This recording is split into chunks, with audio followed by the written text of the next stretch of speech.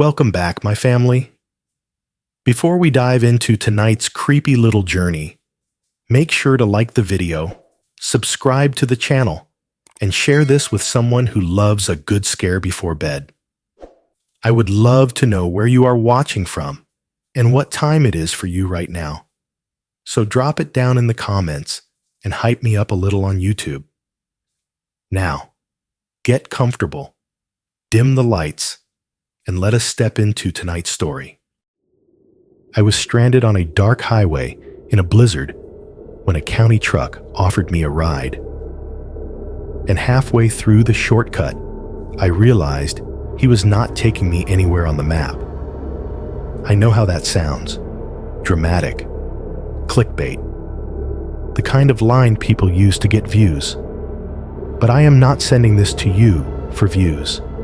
I am sending this in because I have told the story to police, to my parents, to 2 different therapists. And none of that changed the fact that when it snows hard enough, I still hear his engine in my sleep. This happened a few years ago, on New Year's Eve, somewhere between Columbus and Cincinnati. I was driving home after a late shift at a big box store, the kind with bright red carts, peeling sale signs, and that stale mix of burnt coffee and cleaning spray in the break room that sticks to your clothes. By the time I clocked out, it was already dark. The parking lot lights made the falling snow look harmless, almost pretty. My manager told me to drive safe in that lazy way people do when they do not really think anything bad will happen to you. For the first hour, it was just me, the heater slowly warming up my old Civic, and some radio station counting down to midnight over static. Then the snow went from holiday postcard to I cannot see the lane lines anymore in what felt like 10 minutes. The highway emptied out. The only light ahead of me was my own headlights bouncing off a white wall. The only sound was the dull roar of the engine and the wipers struggling to keep up. When the traction control light started blinking and I felt the car slide just a little on an uphill curve, something in my stomach dropped. I remember thinking, if I end up in a ditch out here, no one is going to find me until morning. So when I saw a small green exit sign through the snow and a blue rest area icon right after it, I took it. I thought I was being smart, careful. I did not know I was driving off the main road and straight into the only person on that side of the county who was happy to see my hazard lights.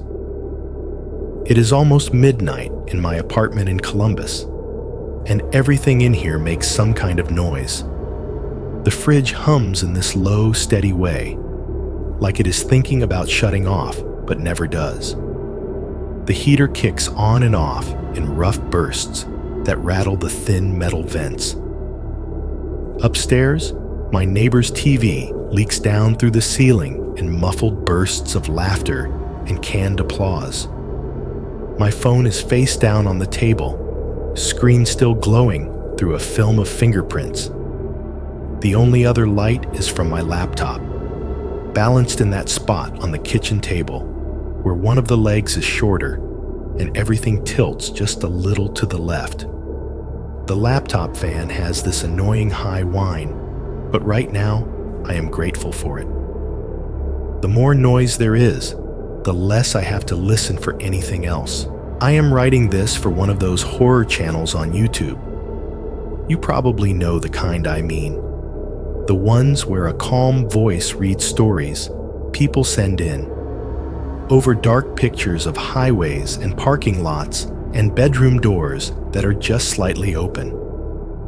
I have watched those videos for years, mostly late at night, mostly when I cannot sleep. I never thought I would be the person sending one in. I am not sending this to the police. I already tried that. I am not sending this to a lawyer or a therapist or some online support group.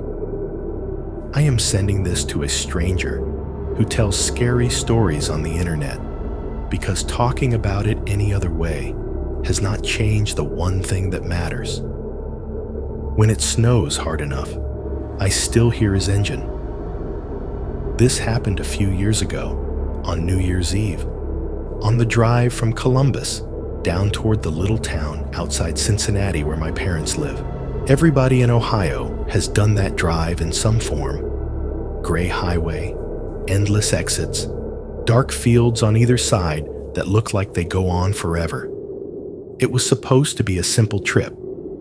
I was supposed to finish my shift, get on I-71, and be at my parents' house before the ball dropped. I have spent a lot of time since then trying to convince myself I overreacted, that it was just a storm and a tired mind, and the kind of story your brain builds when it is scared and trapped and needs a villain.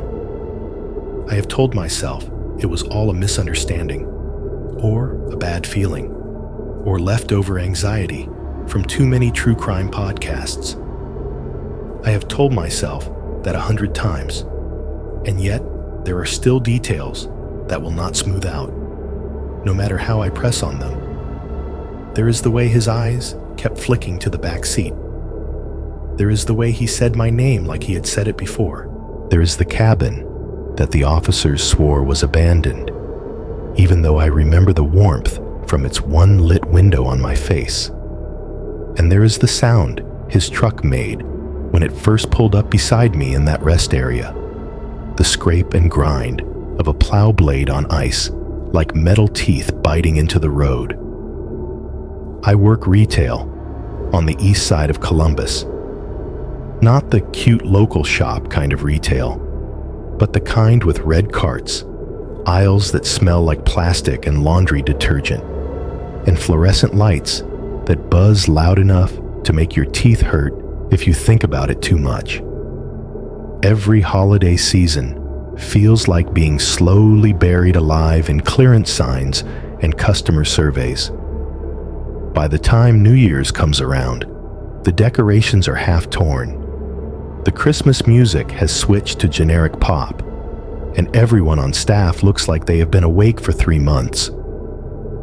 I have done that holiday rush more times than I want to admit. I know the sound of carts squeaking over salt dragged in from the parking lot. I know the way the overhead intercom crackles before a manager's voice comes through. Backup needed at the registers. Guest service to electronics. Over and over until the phrases do not sound like real words anymore.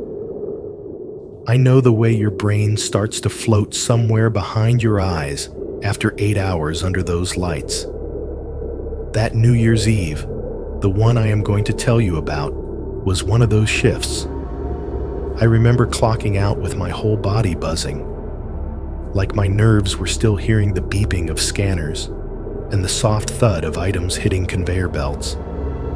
I remember stepping out into the parking lot and thinking the snow looked harmless under the tall lamps, soft and slow and pretty, like something from a commercial. If I had known what that storm was going to turn into, I would have called my parents and told them I loved them, and then gone straight back inside to sleep on a pallet of paper towels. Instead, I told myself what everyone tells themselves. I told myself I would be fine. I told myself I knew the road. I told myself it was only a couple of hours and that the weather people always exaggerate.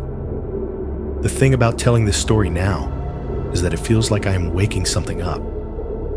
Most days, I keep it pushed down under schedules and emails and small talk with customers about coupons. I say to people, "Oh, I hate driving in the snow," and I laugh, and I do not tell them why. When it snows really hard, when it comes down in sheets, and the plows start running late into the night, I do not sleep. I lie in bed and watch the light from the street bending through my blinds, and I see amber flashes that are not really there. I have nightmares sometimes. In them, I am always back in the passenger seat of that truck. The windshield is a white wall, and the wipers are making that dry, rubbery sound they make when there is nothing left to push away. The heater is turned up too high, making my face hot and my fingers numb at the same time, and I can feel him looking at me without moving his head. That is the part of my brain that this story lives in now. The back part, the part that notices every time a county maintenance truck parks a little too long at the end of my street. The part that balances my phone on the nightstand, screen up, volume on high, even when I tell myself I am being ridiculous. In this apartment, there is a thing that happens sometimes. It has nothing to do with him, or at least that is what I tell myself, but it still makes me think of that night. Every so often, all the noise in here just stops. The fridge stops humming. The heater does not kick on. The upstairs TV shuts off, or the show changes, or maybe the neighbor just goes to bed. For 1 second, maybe 2 if I am unlucky, everything is completely silent. You do not notice how many sounds you live inside until they all drop out at once. The air feels different in that second, heavier, like the building is holding its breath. And in that tiny blank space, my brain strains for any sound that does not belong. It just happened, a minute ago, while I was typing this. The fridge cut off mid-hum. The heater stayed off instead of rattling back to life. The upstairs TV went from muffled voices to nothing at all. There was this pocket of pure, pressed-down quiet. My fingers froze on the keyboard. I stared at the word I had just typed, the little blinking cursor pulsing like a heartbeat. And then, from somewhere outside my window, I heard it. A faint scraping sound, long and slow, exactly like a plow blade dragging over icy pavement. I sat there and listened to it fade away, the hairs on the back of my neck standing up. Then I picked up my phone with a hand that did not feel like it belonged to me and opened the weather app. Clear skies. No snow in the forecast. No active advisories. Just me, my apartment, this laptop, and a sound that should not have been there at all. New Year's Eve, the year it happened, started the way a lot of my days start, with a tired beep from the time clock and the smell of burnt coffee. The break room at the store is the kind of place nobody really looks at until something breaks. That night, the clock above the sink glowed 8:02 p.m. in red digits over a counter stained with old spills. Someone had abandoned half a donut on a paper plate. The coffee pot on the warmer held a shallow puddle of liquid that was more tar than coffee. Underneath that was the stale mix of microwaved leftovers and cleaning spray that always hangs in the air after a long shift. Outside the door, the store was still in full New Year's mode. Overhead, speakers played bright, hopeful pop songs about fresh starts, cut off every few minutes by the intercom snapping to life. Manager to electronics. Backup needed at checkout. Guest service to the front lanes. Always the same phrases. Always in the same tired tones. Under all of it, the registers kept their steady beep, beep, beep rhythm, like a heart monitor for the whole building. I shrugged into my coat, grabbed my bag from my locker, and told myself I could still make it. If I got out by 8:15, I could be at my parents' place by 10:30, maybe a little later if traffic was bad. I was exhausted in the way only a holiday retail shift can make you, but I had already promised them I would be there before midnight. That promise weighed more than the fatigue. The automatic doors at the front of the store slid open with their usual grudging shudder, rubber tracks squealing as they fought a thin layer of ice. The noise of the store dropped to a muffled hum behind me. cold air shoved itself under my coat. The smell of coffee and cleaner was replaced by exhaust, wet asphalt, and the thin metallic edge of fresh snow. The parking lot under the tall sodium lights looked like every big box lot on a winter night. The lamps painted everything a sickly yellow. Piles of old snow lined the edges of the lanes, gray and crusted with tire tracks and gravel. Cart corrals held crooked lines of red carts, some half frozen into slush. Only a handful of cars were scattered across the wide asphalt, little islands of fogged glass and idling engines. A couple came out ahead of me, laughing harder than anything they were saying deserved. The woman's boot slipped on a patch of ice. She squealed and grabbed her partner's arm, nearly tearing the plastic bag from his hand. Bottles clinked inside. Their voices bounced between the cars and then thinned out into the open dark. Above us, snow was falling, but just barely. A dusting of flakes drifted down through the cones of light, slow and harmless looking. If you had taken a picture of that moment, it would have looked like a cozy winter evening. Nothing in it said, "Turn around, go back inside." My Honda Civic sat where I had left it near the edge of the lot, a thin coat of white softening its lines. The wiper blades were two black stripes on an otherwise pale windshield. I hit the unlock button, watched the hazard lights blink twice, dim amber flashes in the cold. Inside, the car felt colder than outside. The seat was a slab of ice-hard fabric. I pulled the door shut and turned the key. The engine coughed once, then caught, settling into its familiar rough idle. The dash lit up in muted reds and blues. The heater fan came on with a dry wheeze, exhaling air that smelled like dust and old upholstery. It was still cold air, but at least it was moving. The radio came alive with the engine, auto-tuning to a local station. A DJ was talking about resolutions in a voice that sounded too bright for 8 at night. "Whether you're headed to a party or just getting off a shift, drive safe out there," he said. "Roads are slick tonight, folks. We want you around next year." I let him talk while I wiped the inside of the windshield with my sleeve. Each breath fogged a fresh patch of glass. Outside, the snow seemed a little thicker now, drifting at a slight angle when the wind moved. Before I pulled out, I dug my phone from my pocket and sent the text I had already composed in my head. "Leaving now. There, 10:30 Save me some food." The sending icon spun for a second, then the message flipped to delivered. Almost immediately, the 3 dots appeared. Then the reply, "Drive slow. They said 71 looks bad on the news. Love you." I stared at the "love you" a moment longer than I needed to, then sent back a heart and set the phone face down in the cup holder. It felt like a small ritual, a promise to get there, a promise to be careful.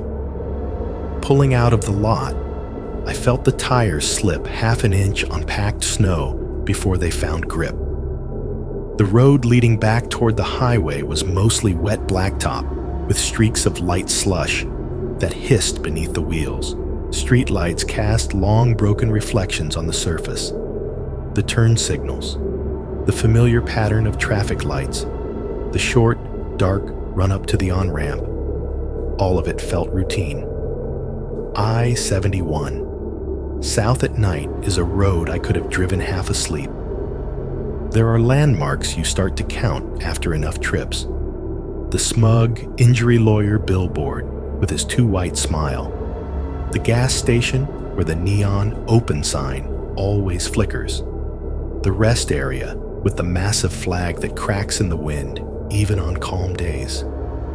You do not need the mile markers once you know the order of those things. Your body just knows. At first, that night was exactly that. The lane lines showed faint but clear in the beams of my headlights.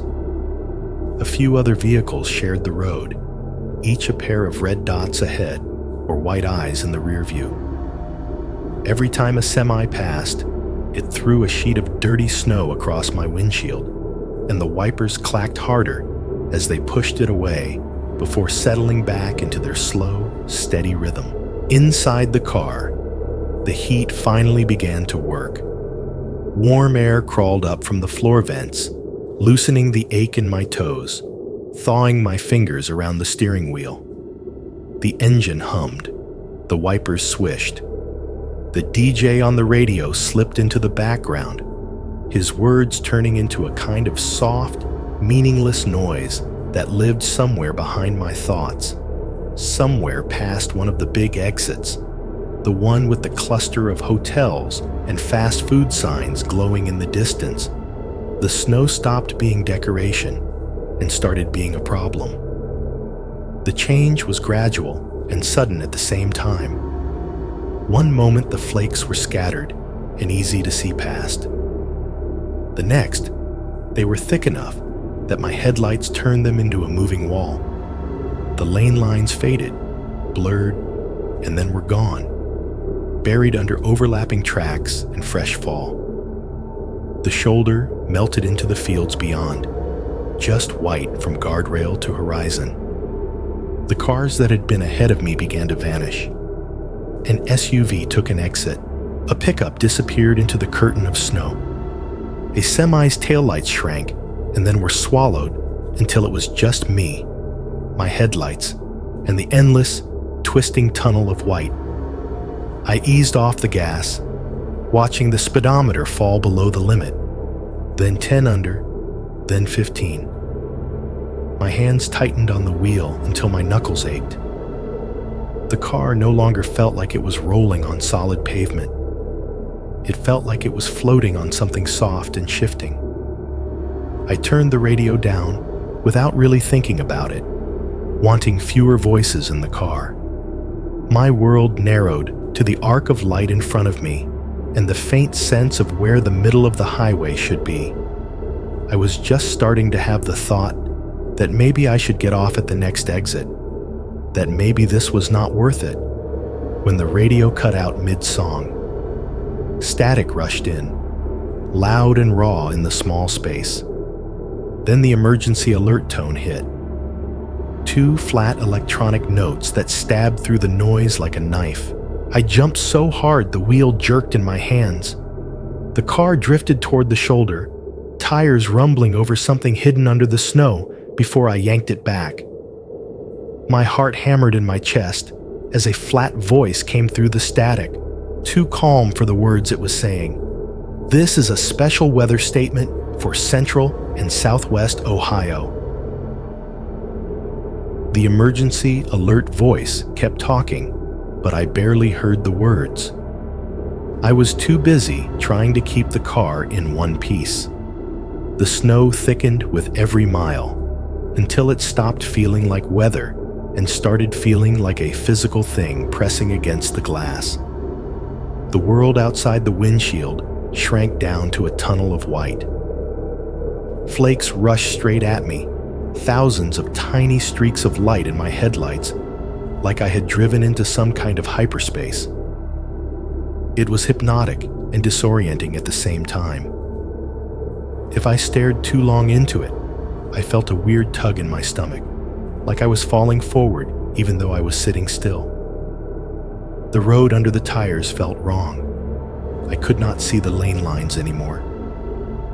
I was driving by guess and muscle memory, nudging the wheel left or right, based on where I thought the center of the highway should be. Every now and then, I would hit a patch of something rough under the snow, and the steering wheel would twitch, reminding me how little actual control I had. The traction control light blinked on when I climbed a small incline, an orange icon flashing on the dash like a warning eye. For a second, the engine revved without the car really moving faster. The wheel went light in my hands, floaty, like the tires were skating over something slick and invisible. Then the light went off and the grip came back, but it left a cold trail in my chest. A semi came up behind me eventually, two bright white eyes swelling in the rearview mirror. I pulled as far right as I dared without being able to see an edge. The truck roared past, throwing a solid wave of slush over my windshield. For a second, I saw nothing but gray. Then the wipers carved shaky lines through it, and the semi was already vanishing ahead, its tail lights swallowed by the storm. After that, there was nothing. No more vehicles coming up behind me.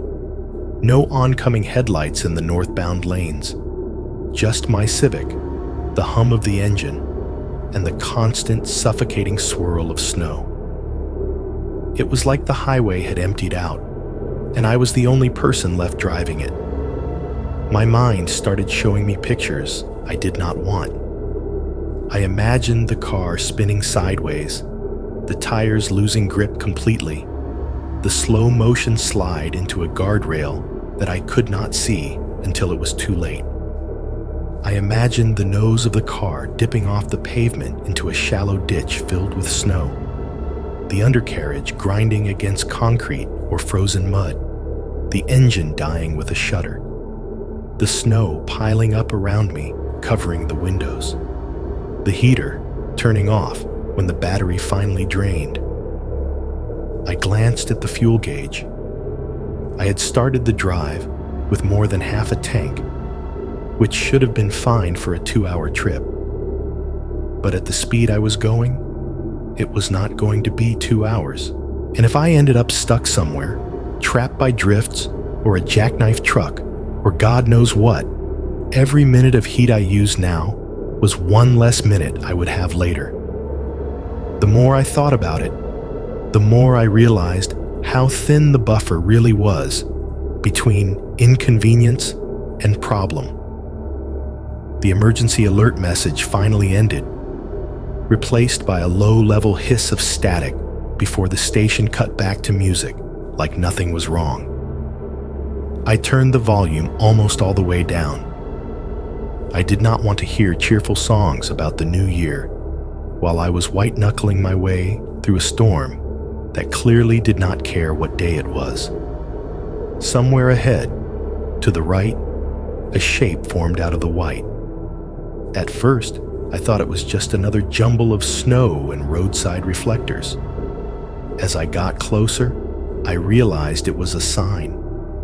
A small green rectangle on two thin poles, half buried in a ridge of plowed snow. I did not see the words until I was almost on top of it. Exit 142, Miller Ridge, RD, Hawthorne Falls. I had never heard of Hawthorne Falls. The name sounded fake, like something from a postcard or a horror movie set in a made-up town. But below the exit sign, another one loomed out of the snow for a second, blue this time, with the familiar symbols for food and gas, and a simple white arrow pointing right. My eyes flicked between the sign and the road ahead, where the storm only seemed to be getting thicker. Somewhere in the back of my mind, a quieter version of me was counting. How many miles to the next rest area? How long could I keep this up before I could not see anything at all? The phone in the cup holder buzzed once, then stopped. I flipped it over at a red light sometime earlier, so the screen faced up. Now I glanced down. 1 bar of signal. The little 4G icon flickered like it was arguing with itself. But the GPS dot was still there on the map, still crawling along the thin gray line of I-71. I tapped the screen with my thumb. The map shrank and shifted as I dragged it around, following my route south. The unfamiliar exit showed up as a small spur to the right, hooking into a more jagged network of county roads before swinging back toward the thicker highway line lower on the screen. If the map was right, the road at this exit would eventually rejoin my main path. It would take me off the worst of the open stretch and maybe toward a town, even if it was a tiny one. Take the exit, I said out loud. My own voice sounded strange inside the car, small and flat under the noise of the heater. Get off the highway. Just get off the highway for a while. Talking to myself made me feel a little less like I was drifting alone through space. It also made the decision feel more real, like I was committing to it instead of just letting the wheel slide in that direction. The exit ramp appeared sudden and sharp, a darker triangle cutting into the white along the right edge of my tunnel of vision. I flicked on my blinker, even though there was no one to see it. The tires thumped over a seam in the pavement as I eased onto the ramp, the angle changing under me. For a brief second, the snow seemed to thin, like I had dropped below the worst of it. The ramp curved downward, hugging a slope. The plow trucks had clearly spent less time down here. Snow lay thicker on the asphalt, in uneven ridges and frozen ruts. The car's suspension bumped and jolted with each hidden patch of ice or packed slush. I could feel the steering wheel fighting me in little jerks as the tires tried to choose their own path. The world beyond the ramp was nothing but darkness and drifting white. No city glow on the horizon, no rows of headlights on a parallel road. The only real point of reference was a reflective sign at the bottom of the hill, catching my headlights and throwing the light back in a square, blinding glare. I slowed as I approached it, more from instinct than because I could see anything important. My eyes tried to focus on the surface. It was one of those larger, official-looking signs that usually list the route number, the town name, maybe an arrow. Instead, all I saw were streaks. Thick bands of ice had formed in diagonal lines across the metal, catching and refracting the light. A crust of frozen road slush had splashed up and hardened over the lower half. Whatever words or numbers had been printed, they were buried under layers of winter. In my headlights, the sign was just a blank, glowing shape, bright and empty and useless. I rolled past it slowly, staring up through the streaked glass of my windshield, waiting for some hint to resolve out of the brightness. A number, a letter, something to tell me where I was about to go. Nothing. By the time the sign slipped out of view in my rearview mirror, it hit me. I had just left the main highway in the middle of a blizzard, following a road toward a town I had never heard of, and the last piece of information that could have told me exactly where I was had been wiped clean by ice and snow. Whatever lay ahead of me on that smaller road, I was already officially off the map in every way that mattered. The smaller road felt different the second my tires left the ramp. On the highway, even buried under snow, there had been a sense of size. Wide lanes, big signs, a straight line cutting through the state. Out here, the world narrowed. The trees moved in closer on both sides, black skeletons under white coats, their branches bending low with the weight of the storm. My headlights caught them in fragments, thick trunks and bowed limbs, and the occasional flash of a split branch jutting out like a broken bone. The road itself was more suggestion than surface. Snow lay in wavering bands, some of it packed down by whatever had passed this way before me, some soft and untouched. Underneath, the tires bumped over hidden ruts and patches of ice. The steering wheel tugged at my hands in tiny, stubborn jerks, like the car was trying to follow tracks I could not see.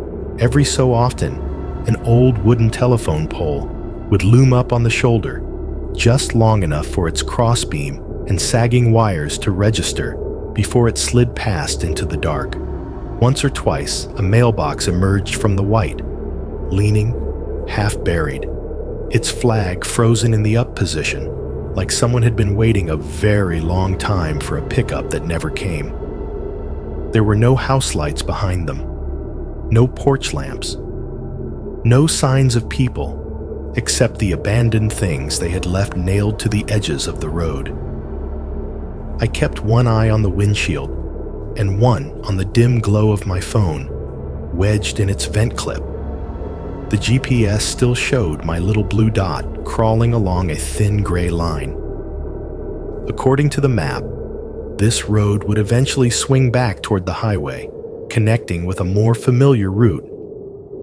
But the signal indicator in the corner flickered between one bar and no service, like it was trying to make up its mind about whether I deserved information or not. Time is strange in a storm. I do not know how long I drove like that. 5 minutes, 15, 30. It felt longer. The snow softened and sharpened in waves. Sometimes the flakes were fine and fast, hissing across the glass. Other times they were big, slow things that splatted and stuck. I leaned forward in my seat without realizing it. Shoulders tensed, eyes aching from squinting into that white tunnel. When I saw the sign, I almost did not believe it at first. It was a dull rectangle of blue on the right side of the road, nearly lost behind a ridge of plowed snow. My headlights hit it at an angle, and there, just for a second, I saw the symbols. The little tree and table that mean picnic, the bathroom icon, and next to them, in letters so faded the reflector coating barely caught them, the words rest area. I did not hesitate. I put on my turn signal, out of habit more than necessity, and followed the short, unmarked drive off the main road. The tires scraped over a lip of ice where the two surfaces met, then sank slightly into the softer layer of snow inside the rest area's little loop. If you have ever seen one of those tiny waysides off a state route, too small to be a real welcome center, too big to be just a shoulder, that is exactly what this place was. A low concrete restroom building sat off to the left, square and plain, its roof piled with snow. The only decoration was a darker line where the damp had crept up from the foundation. A few picnic tables were scattered around in a half-hearted curve, their tops and benches almost completely swallowed. Only the edges of the metal frames poked through, like ribs in a shallow grave. Near the building, two old vending machines stood under a small overhang. Their lights glowed a weak, unnatural blue and green, the way machines do when the bulbs inside are older than the snacks they are supposed to sell. Frost had crept up the sides of the glass panes, blurring whatever was behind them into vague blocks of color. At the far end of the parking loop, almost at the tree line, a semi-truck sat backed into a slot. The cab was dark. No running lights, no idle rumble. Snow clung thick to its windshield and hood, smoothing its shape into something blunt and anonymous. For a second, I wondered if someone was sleeping inside, coffin still in the dark, or if it had been there for hours, abandoned. I pulled my Civic into a space near the only working light pole I could see. The bulb at the top flickered and buzzed, throwing out a cone of orange-gray light that did more to highlight the falling snow than push back the dark. It made the whole lot look like a stage set, lit from above, waiting for someone to walk on. When I turned the key and the engine cut off, the quiet came in all at once. The constant hum and vibration I had been living inside since leaving the store evaporated. For a moment, my ears rang. Then other sounds filtered in. The soft hiss of snow hitting metal and glass. The low moan of wind pushing against the side of the car. Somewhere farther away, a hollow clanking noise, like a loose sign or chain hitting its bracket in irregular, metallic beats. Without the engine, The air in the car felt colder, almost immediately. I tugged my coat tighter around myself and breathed out a long, shaky breath that fogged the windshield from the inside. The only light now was the sickly glow from the pole overhead and the faint, shifting colors from the vending machines. The restroom building's small window showed a rectangle of yellowish light, but no shadows passed in front of it. No silhouettes moved. It looked less like someone was in there and more like someone had forgotten to flip a switch years ago. I fumbled for my phone again, grateful for the tiny warmth of the screen in my hand. 1 bar of service. Barely.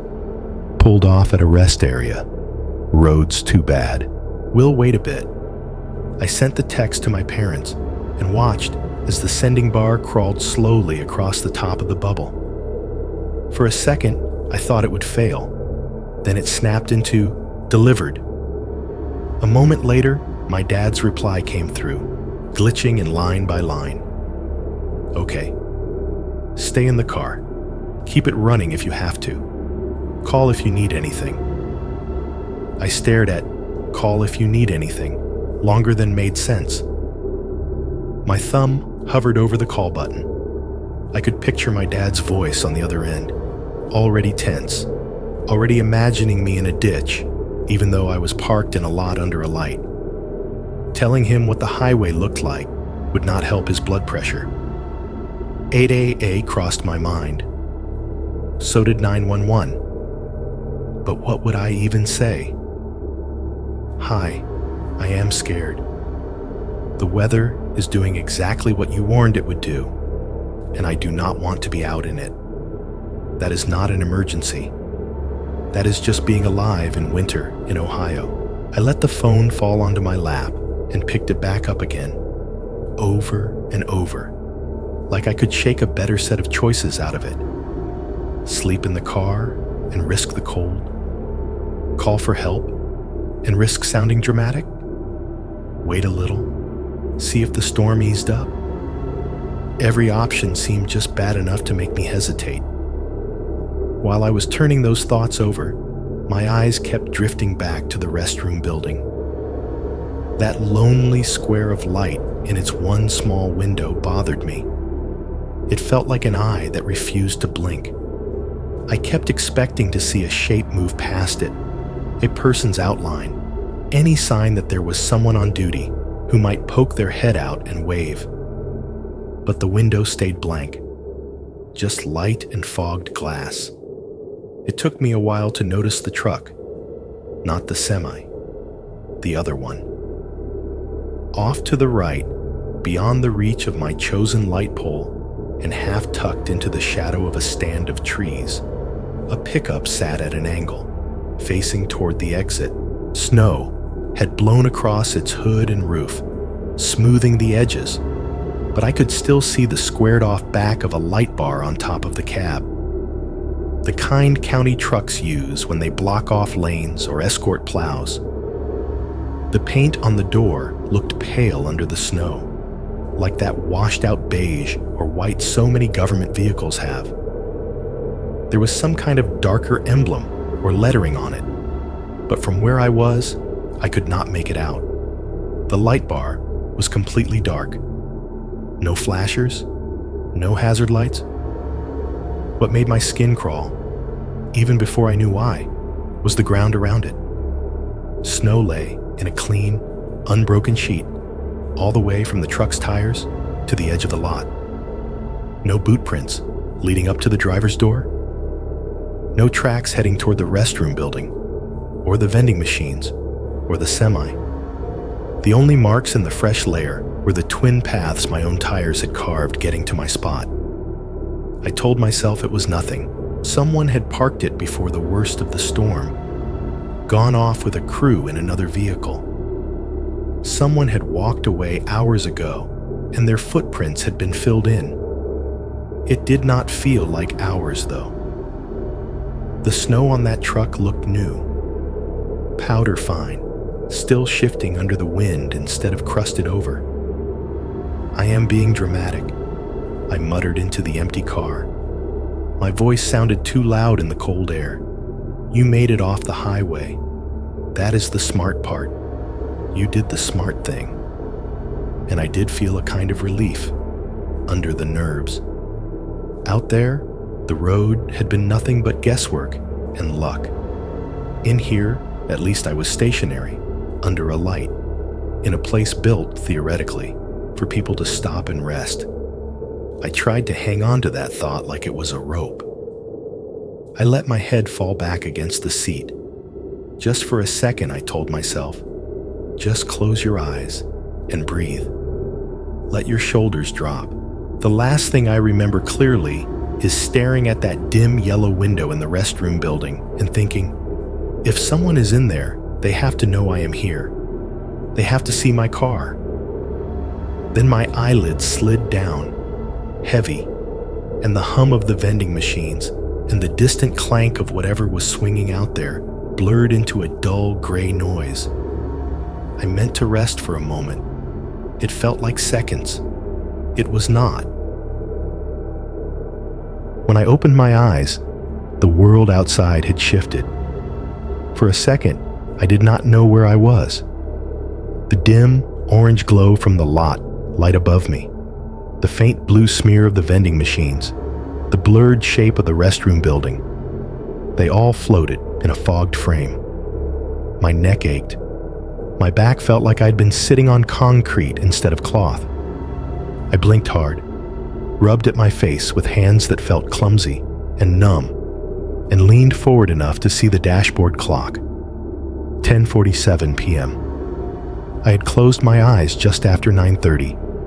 At least, that was what the clock on my phone had said when I sent the text. Somehow, an hour had slid past me and fallen into the spaces between my thoughts without asking permission. Outside, the semi at the edge of the lot was still in exactly the same place. No lights. No movement. The shape of it was softer now, rounded off by fresh layers of snow. The maintenance pickup off to the right was still half tucked into the shadows, its light bar a dark, blunt line on top of the cab. It looked deeper in its own little drift, the snow crawling higher up the tires like slow water. My own car sat in the middle of a shallow white ring. The wind had blown the snow into low ridges around the tires, not high enough to trap me yet, but enough to make it feel like I was sinking. Little fingers of frost had begun to grow at the edges of the windshield, creeping inward from the corners, each crystal a branching, delicate thing. The heater was off. I realized that in a way that was more physical than thought. The slow sting starting in my fingers, the ache in my toes, the way my breath came out as a visible puff in the dim air. When I exhaled, a small cloud formed and then faded, leaving a slick patch on the inside of the glass. The windows were lightly fogged, a smeared film of condensation blurring the outside world. The car was too quiet. Earlier, I had been so desperate for silence after the roar of the highway that the rest area had felt like a relief. Now, the hush pressed in on me from all sides. Without the engine running, without the radio, without the wipers, there was nothing to fill the space but a few tiny precise sounds. The ticking of the cooling engine, sharp and intermittent, like someone tapping a ring against a metal table in the next room. The faint electrical hum of the vending machines, just at the edge of hearing, a thin, insect buzz crawling over the air. The soft rush of wind as it shoved snow up against the undercarriage and doors, a low, whispering scrape. And underneath all of that, the loudest sound, my own breathing. Slow, then faster when I focused on it, then shallow and awkward as I tried not to hear it at all. I sat there for a while, watching my breath cloud and vanish, trying to decide whether to turn the car back on. Every second I left it off, the inside got colder Every second I turned it on, the gas gauge would creep closer to the line that meant I had no margin left if something went wrong. "Just a few minutes," I murmured. My voice sounded strange again, raw from disuse. "You can do a few more minutes." My eyelids felt gritty. I rubbed them with my knuckles, then let my head rest back against the seat once more. I told myself I was not really going back to sleep, just resting, listening, letting my spine uncurl. I do not know if I fully drifted off. It felt like standing in a doorway, between awake and asleep, leaning just far enough into the dark room to lose sight of the hall behind me. Thoughts slid around without forming full shapes. The buzzing of the vending machines became some other, older noise in another place. The glow from the lot light dimmed and brightened in slow waves through my closed lids. Then something hit the car. Two sharp, hollow knocks sounded from the rear, right where the trunk would be. Not loud exactly, but deep enough that I felt them as much as I heard them. Vibrations traveling through the frame, nudging the back of my seat. I snapped upright with a sound that was half gasp, half swallowed shout. My heart tried to punch its way out of my ribs. For a split second, I thought I had imagined it, that some part of my dream had followed me up, but the echo of those dull impacts still seemed to hang in the air of the cabin. Knock, knock.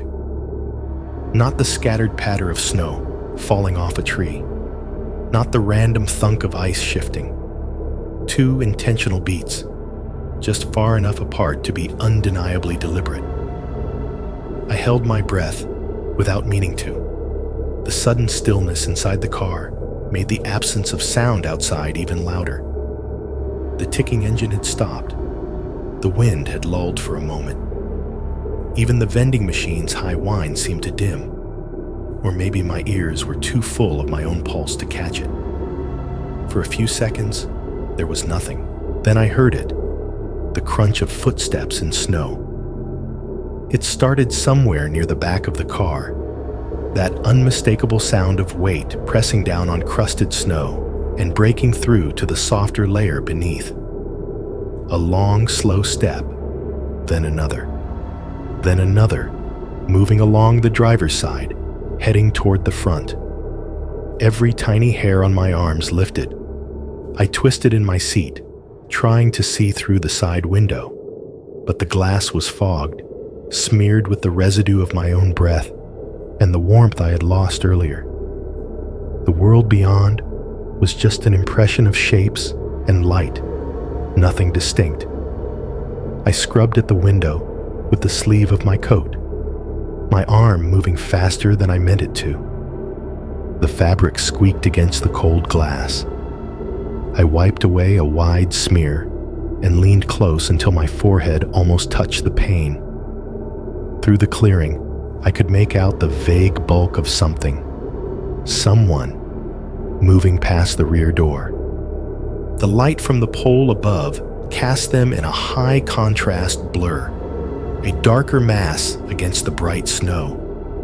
I could see the suggestion of a coat, a shoulder, the edge of a reflective strip catching amber light. But my brain could not grab onto the details fast enough to make them safe. The footsteps stopped. They were right next to my door now. I could feel the presence of another body less than a foot away, separated from me by metal and glass and cold. For a heartbeat, nothing happened. Then a face appeared in the driver's side window. It was sudden, close, filling the smeared rectangle I had not gotten around to wiping yet. A human face, pale and flattened by the glass, framed by the hood of a reflective jacket. The beam of a flashlight cut across the glass from an angle, slicing his features into bright and shadowed halves. I flinched so hard, my shoulder hit the inside of the door. A small, An involuntary sound escaped my throat, embarrassingly high and thin. My hands flew up halfway, caught between shielding my face and fumbling for the lock that was already down. For a split second, my brain filed him under stranger. A random man, any man, creeping up on my car in the middle of nowhere in a storm. Every story I had ever heard about people doing exactly that cracked open in my head at once. Then the light shifted and hit the side of his jacket just right, and I saw the emblem on his chest. A circular county seal, cracked and faded under a film of snow. I saw the light bar reflected faintly in the curved glass of the window behind him. And behind his shoulder, at the edge of my view, I saw the outline of the maintenance pickup, still sitting in its shadowed slot, except it did not look quite as buried as it had before. He wasn't some random drifter or a traveler from the semi. He was the driver of the county truck I had assumed was abandoned. He lifted one gloved hand and made a little roll-it-down motion with his fingers, flashlight shifting to point toward his own chest, as if to show me the logo. His mouth moved, the words muffled through the glass, but I could read the shape of them. "You okay in there?" As he gestured, tilting his head toward the pickup, something in my stomach turned over. That truck had not been sitting here for hours with no one inside. It had been waiting. I fumbled for the window switch with fingers that did not feel quite like they belonged to me. The motor whined as the glass slid down a few inches, letting in a blade of cold air so sharp it made my eyes water. Snowflakes rode the wind in, melting instantly on my cheeks and the back of my hand. "You okay in there?" he repeated, this time out loud. Up close, his voice had that hoarse, sandpaper quality you only get from years of cigarettes and shouting over engines. It rasped, but it was not immediately threatening. There was no obvious anger in it, no slurred edge. If anything, he sounded tired. Yeah, I said, though it came out closer to a question than an answer. I mean, the car's fine. The highway was getting bad, so I pulled off. He nodded like I had just confirmed something he already knew. The beam of his flashlight dipped down, skimming over the hood of my car. The snow ridges around the tires, the faint vapor of my breath in the opening between glass and frame. Up close, I could see his reflective jacket more clearly. Bright yellow-green panels, dulled by a thin crust of ice. Strips of silver tape catching and throwing back the light in jagged flashes. The county seal on his chest was cracked along one side, like the patch had been sewn on years ago and then forgotten. "Yeah, that's smart," he said. "Real smart. Most folks try to push it. End up sideways in a ditch or hugging a tree." He gave a short, humorless laugh. The sound slid around inside the car and went nowhere. "Does it still run?" he asked, nodding at the dashboard. "Battery's good? Heat's okay?" "Yeah," I said again. "I had it on earlier. It's just, I turned it off to save gas." He tilted his head, like he approved of that answer too. The flashlight beam moved again, this time brushing across his own face. He was older than I had first thought, somewhere in his 50s maybe, with deep lines around his mouth and eyes. The skin on his cheeks was rough and chapped from the cold, a raw pink under the stubble. His eyes looked pale in the harsh light, a gray that might have been blue once. "Well, that's the thing," he said. "You can't sit out here all night in a little car, turning it on and off. Not in this." He jerked his chin toward the storm, which chose that exact moment to gust harder, flinging a fresh sheet of snow sideways across the lot. You'll freeze to death before you run out of gas. And that's if a plow doesn't bury you first. My fingers curled tighter around the steering wheel. Bury me, I repeated. He shrugged, the reflective tape on his shoulders flexing. In the morning, if this doesn't let up, they're gonna want these little lots cleared quick. Main routes first, pull-offs after. Sometimes the guys in the big rigs don't see a sedan under a fresh foot of snow until they're right on top of it. His flashlight flicked over my hood again, then toward the entrance to the lot, where the darker line of the county road was just barely visible. This place is on my route, he went on. I've been checking the smaller roads, making sure nobody's spun out or stranded. Lucky for you, I saw your lights while I was passing. Lucky. The word hung there between us, like the breath steaming up from my mouth. I can't stay here? I asked. It came out small, even to me. Just for a while? He shook his head. I wouldn't, he said. Not with this storm. Not with what's coming later. There's a volunteer fire station not far from here. He jerked his thumb over his shoulder in the direction of the black, crowded trees beyond the parking lot. We set it up as a warming center when the county gets hit like this. Heat, cots, coffee. Better than freezing alone in a Civic, right? Heat, cots, coffee. The words lit up in my brain like little porch lights. A room that was not freezing. Other people. Walls thicker than car doors. I swallowed. My throat felt dry. Where? I asked. How far is it? His gaze flicked to my phone mounted on the dash, then back to me. Couple miles, give or take, he said.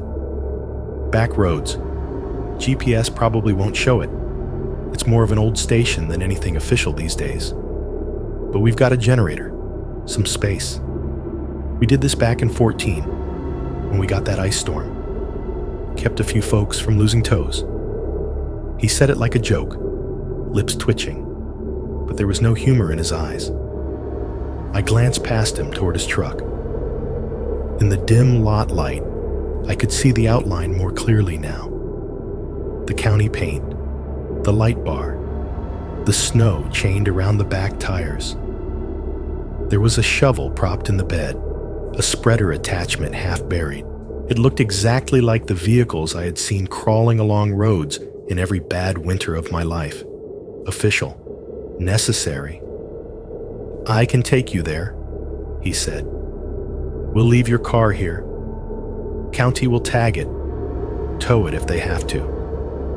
You can pick it up tomorrow when they've got the roads cleared. No big deal. No big deal. My stomach twisted.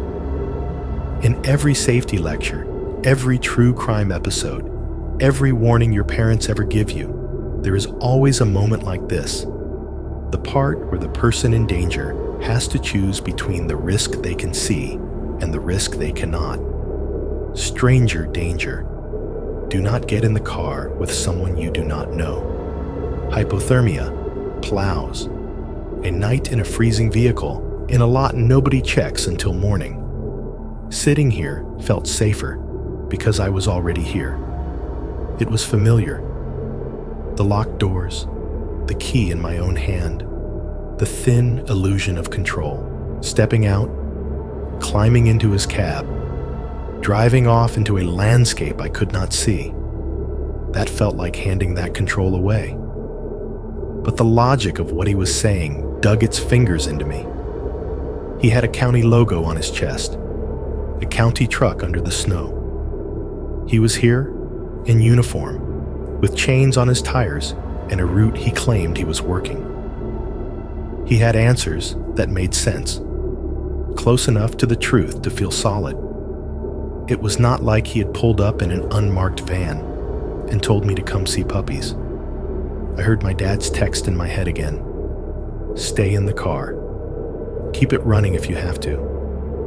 Call if you need anything. I imagined calling him now and saying, "A county guy is offering me a ride to a warming center. Should I say no?" What answer could he give that would not make him panic? "How come there are no lights?" I asked, stalling. "At the station, I mean, if it's open." He frowned slightly, as if the question annoyed him. Then the expression smoothed out. "Generator's old," he said. "We don't keep it running all night if there's nobody in yet. Waste of fuel. We only fire everything up when we've got folks coming in." He leaned a little closer to the window. I could see the tiny crystals of ice in his eyebrows now, the small scar at the corner of his mouth. "You'd be the first tonight," he added. "Storm moved in faster than we thought. You'll be glad you didn't wait until you were stuck in a ditch." "Do you have radio contact with anyone there?" I asked. "Like, can you call ahead?" He shrugged. "Station's old," he repeated. "Radio's spotty. Cell service out here is garbage." His glance flicked to my phone again. "You're lucky you got a text out earlier. Most people don't." His answers came quickly, maybe a little too quickly, like he had said all of this before. But nothing he said was outrageous. No detail leaped out as impossible. If anything, the mundanity of it made my skin crawl more. The storm roared around the edges of the car, shaking the fine layer of snow on the side windows. Somewhere behind us, the loose sign or chain clanked again, irregular, like a coin spinning on metal and gradually losing energy. "You can sit here until your battery dies and you can't feel your feet," he said, voice dropping a notch. "Or you can come with me and get real heat and four walls. I've got to get moving. Roads don't clear themselves."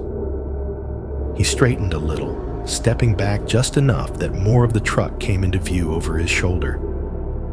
"It's your call," he said, "but I wouldn't leave you here if I didn't have to. I don't like scraping people out of frozen cars." That last sentence lodged in my chest like a shard of ice. He did not sound like he was trying to scare me. He sounded like someone stating a fact they had been forced to learn. I sat there, fingers digging into the steering wheel, phone dark in the cup holder, the storm hammering at the thin shell of metal around me. There was no good choice, just one that felt less immediately wrong. "Okay," I heard myself say. My voice barely made it over the wind. "Okay, I'll go." His shoulders relaxed a fraction. "Good," he said. "Grab what you need, lock it up. You can get the car tomorrow." I turned the key just enough to kill the accessory power. The dash lights went out.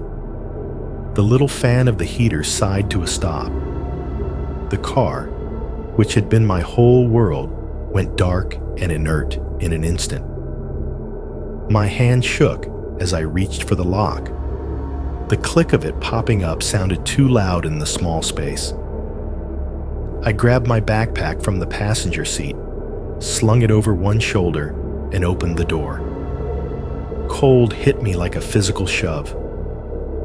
The wind slid under my coat and up my sleeves, stealing the warmth from every patch of skin it could reach. Snow crunched under my boots as I stepped out, the flakes swirling sideways into my face. I shut the door behind me and turned automatically to make sure it was locked, tugging on the handle once. The lot light hummed overhead, buzzing and flickering. The semi was a silent hulking shape in the distance. The restroom window still glowed its single, unmoving yellow square. "Right this way," he said, gesturing toward his truck with a sweep of his arm. I fell into step a few paces behind him. My focus narrowed to the back of his jacket, the reflective tape flashing as he moved. The snow crunched under his boots in firm, confident beats. Under mine, it sounded thinner, less certain. Something made me look down. Our footprints stretched behind us in the lot's thin layer of snow. Dark impressions already softening at the edges as fresh flakes fell. My tracks were short and hesitant. His were longer, deeper. But they were not the only ones.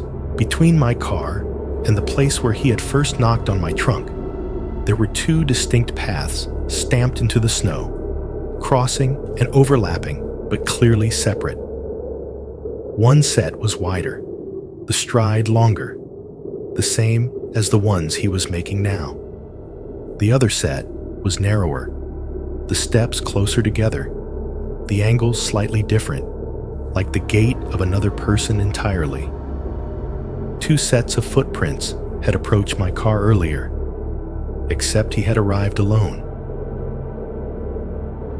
I did not like the look of the extra footprints, but the wind chose that moment to lean harder into the lot, pushing needles of snow into my eyes, and survival has a way of choosing for you. He reached his truck first and yanked open the driver's side door with a grunt. Interior light spilled out for a second, a pale square against the swirling dark.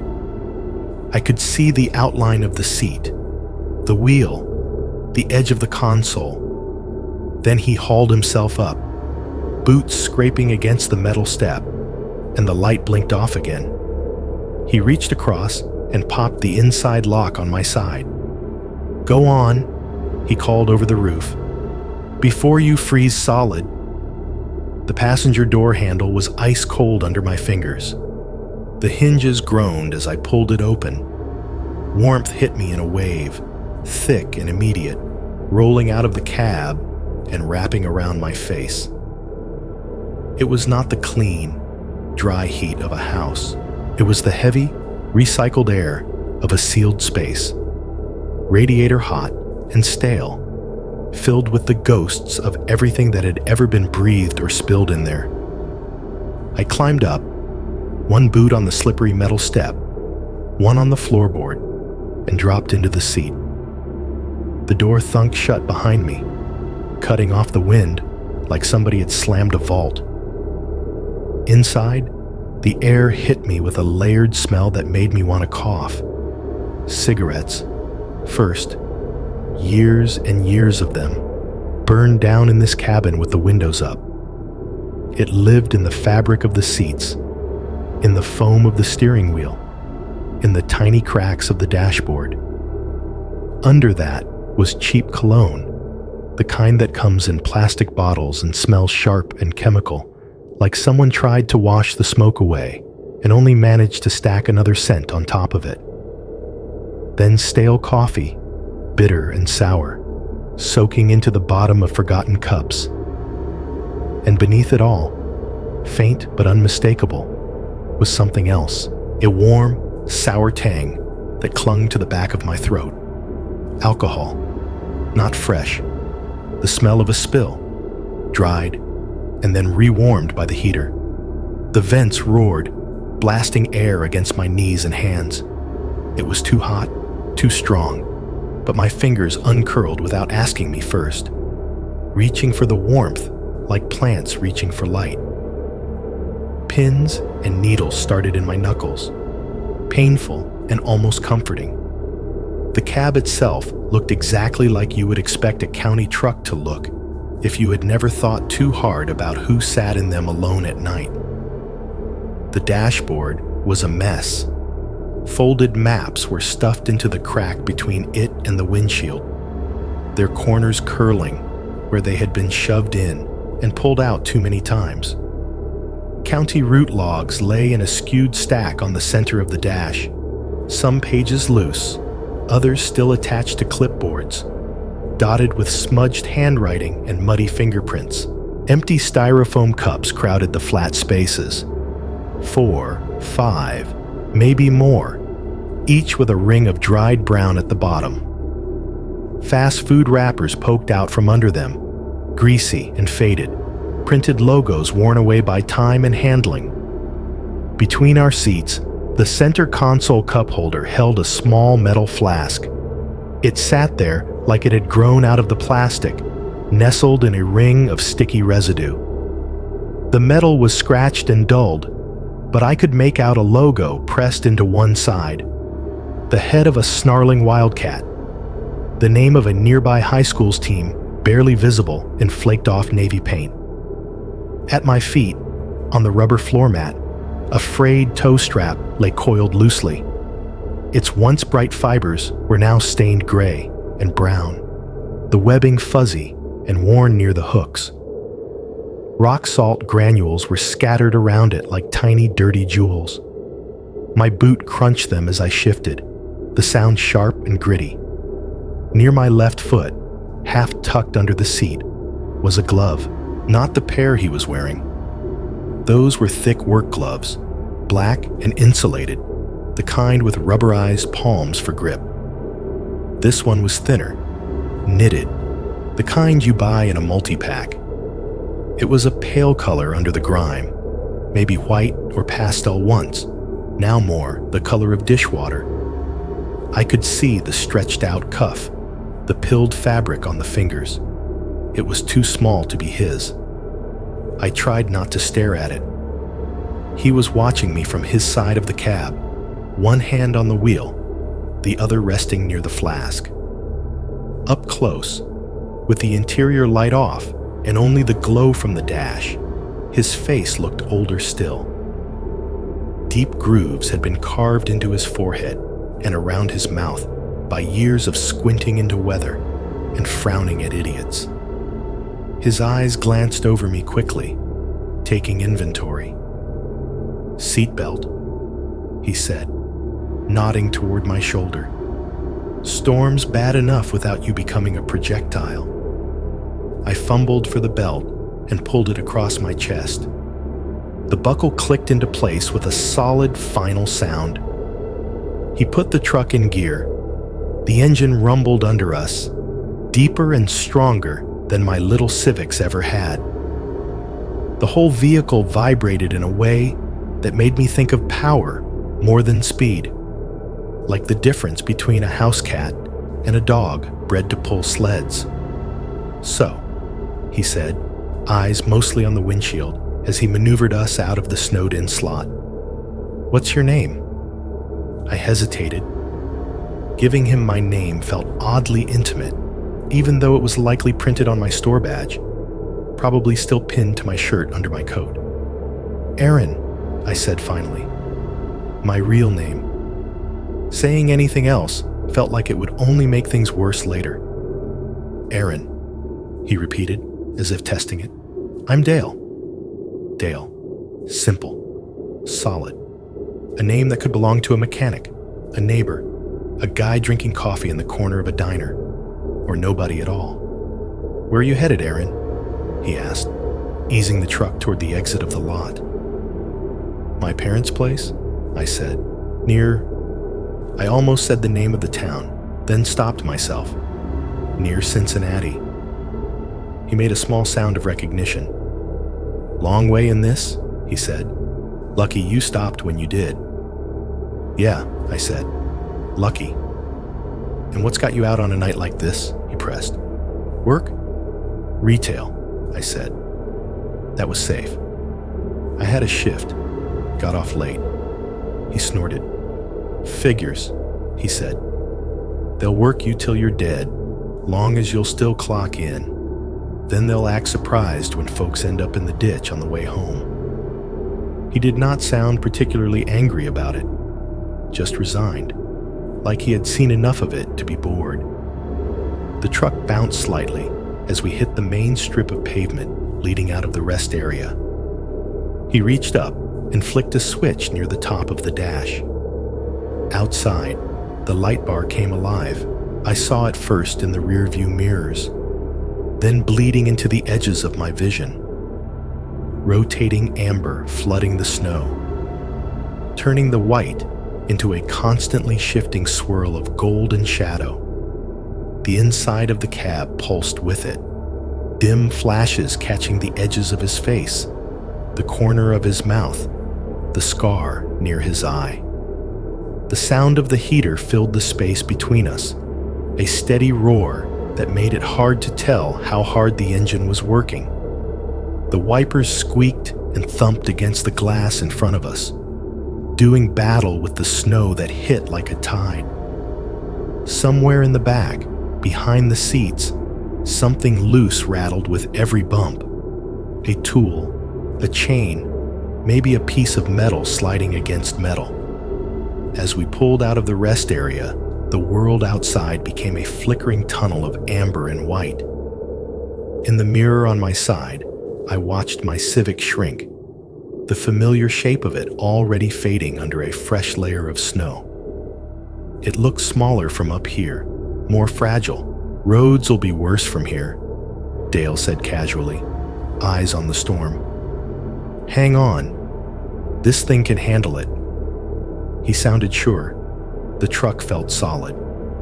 The heater was making my fingers work again. The logic of all of it stacked up in a neat column, and for a few minutes I let myself lean against it.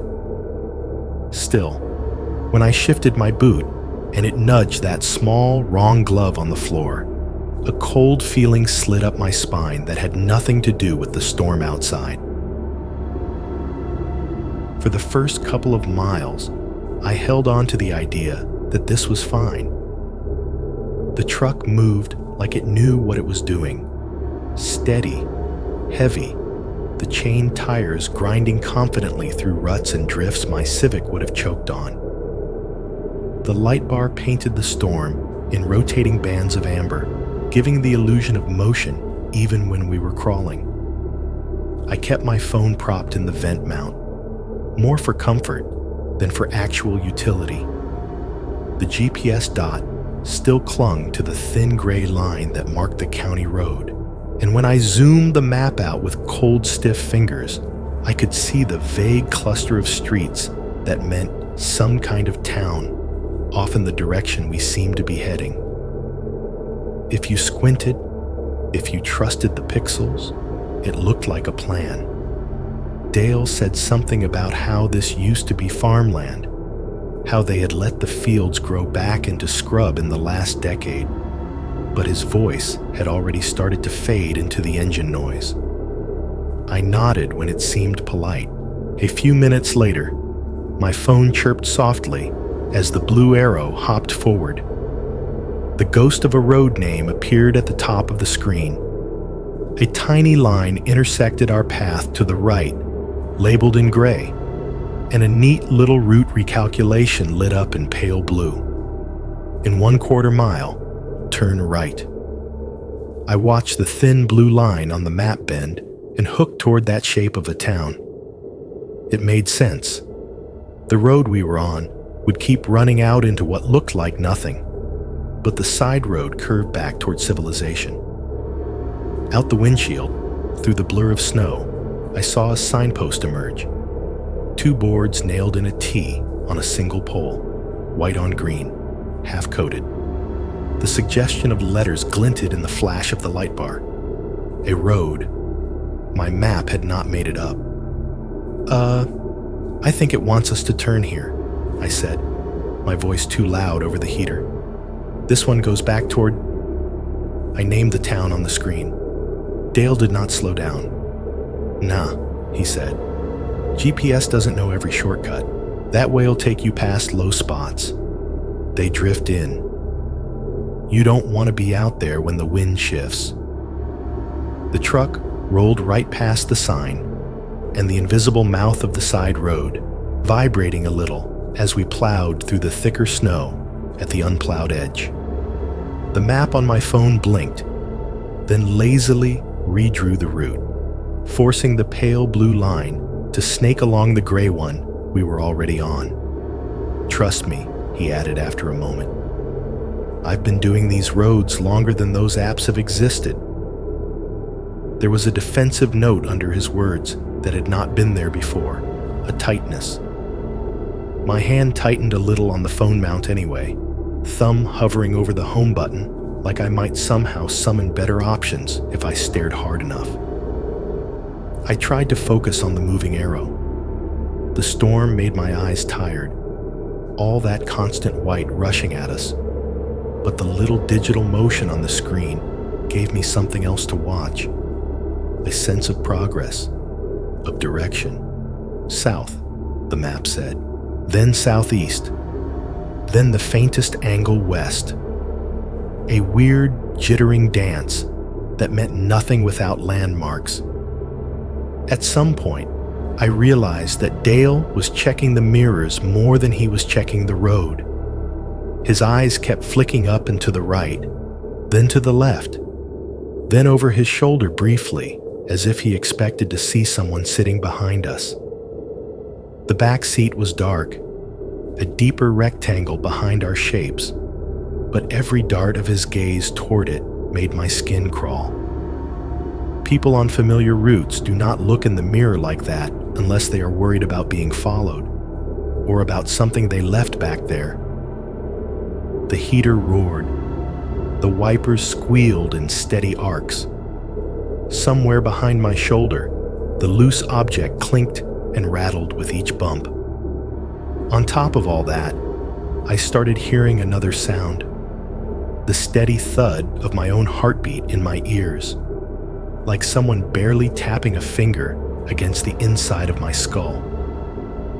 I told myself I was being paranoid, that I had spent too many nights listening to horror stories narrated over stock photos of empty highways, that I was sitting in a truck with a county employee who had probably just seen more winter wrecks than I wanted to imagine.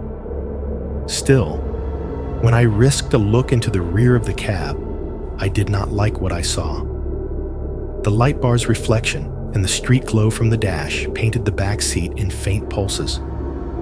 In one of those pulses, I made out a folded blanket, gray maybe, or brown. Hard to tell in the colorless flicker. It was wadded in a corner, like it had been thrown there in a hurry. On the surface of the fabric, in the spot where the folds met, was a darker patch. Not huge, not splattered dramatically, just a blotch, where the color deepened irregularly, as if something wet had sunk in and dried unevenly. Coffee, I told myself. Grease. Mud. Any of the 8,000 things that stain the inside of a work truck. Next to the blanket, half crushed under it, was a winter coat. Not his. It was a women's coat. The kind you buy when you want to be warm, but still look a little put together. The outer fabric might have been red once, or purple, or some other cheerful color. But now it was a faded, grim muddle. One sleeve was inside out. The seam along the shoulder had given way, spilling a line of white stuffing like a torn artery. I looked down by my feet. The little knitted glove I had noticed when I first got in lay closer to me now, jostled by the movement of the truck. I could see the tips of the fingers, stretched thin in spots. Near the mat on my side, almost under the seat but not quite, something caught the light, a small metallic glint. I nudged it gently with the toe of my boot, moving it into view. It was an earring, just one. A small hoop, bent slightly out of shape, with a tiny charm hanging from it in the shape of a star. A single stone, fake or real, sat in the middle of the charm. It flashed weakly in the rhythmic light when the truck hit a bump. I do not wear earrings. I had not worn them for years. I definitely had not taken off a single one and left it on the floor of a stranger's truck. My heart rate jumped, spiking so hard that for a moment it drowned out the heater. The sound of it filled my head, heavy and insistent. It was ridiculous, but a part of me was suddenly convinced that if I did not calm down, Dale would hear it, that he would turn his head, sniff the air like a dog catching scent, and somehow know I had seen too much. I tried to breathe slowly, in through my nose, out through my mouth. My breath still shook on the way in. I pressed my back against the seat and forced my eyes forward, the way you do when you pass a car accident and try not to look at the wreckage. "Been down this way before?" Dale asked suddenly. His tone had changed. Less chatty, more clipped. "No," I said. "I usually stay on the interstate." "Most folks do," he said. "Until it does this." He gestured at the windshield, where the snow came at us in dense, windy curtains. Then they find out there's a whole other map they never learned. The words might have sounded wise, even folksy, if there had been softness in them. There was not. It was like listening to someone repeat a line they had told themselves so many times it no longer meant anything. I thumbed my phone awake, needing something to do with my hands. The signal bar was gone now, just the small X over the 4G symbol and a gray "no service" where my carrier's name should have been. The GPS map still showed my dot, but the road under us had thinned to a single faint gray line with nothing labeled around it. I opened my messages and typed, "Without sending, with a county guy. Says taking me to a fire station." I hit send anyway, even knowing what the phone would say. Message failed to send. The words appeared in red under the bubble. Before I could decide whether to erase it or just leave it sitting there as a useless confession, my phone vibrated in my hand. The sudden buzz startled me so much I almost dropped it. The jolt of it against my palm was like someone grabbing me. A little notification bar slid down from the top of the screen. New voicemail. Unknown. Received. 3 months ago. My thumb hovered over it. 3 months ago? I never miss voicemail notifications. I clear them as soon as they appear, half because I am anxious, and half because I hate the little red dot on the phone icon. I scrolled quickly through my recent call list. There was no missed call from unknown on that date. No log of anything that should have produced a message. My pulse rattled in my ears again. I tapped the notification. The voicemail screen opened, showing a single new entry at the bottom of the list. Unknown, no number, time-stamped with a date that made my stomach turn. The beginning of fall. The first cold snap. The news had run stories that week about the earliest flurry they had seen in years on the west side of the state. I remembered watching it from the store's front doors between customers. I hit the play icon. Nothing happened. After a long moment, a tiny banner popped up. Voicemail cannot be downloaded. Network unavailable. I stared at the gray play triangle, like I could force it to move by staring. A thin sheen of sweat had broken out on my palms, despite the dry heat blasting from the vents. "You all right?" Dale asked. I jumped again. "What?" "You're awful quiet," he said. "Most folks won't shut up once they get in here. Like they're afraid if they stop talking, the storm will hear them." He smiled.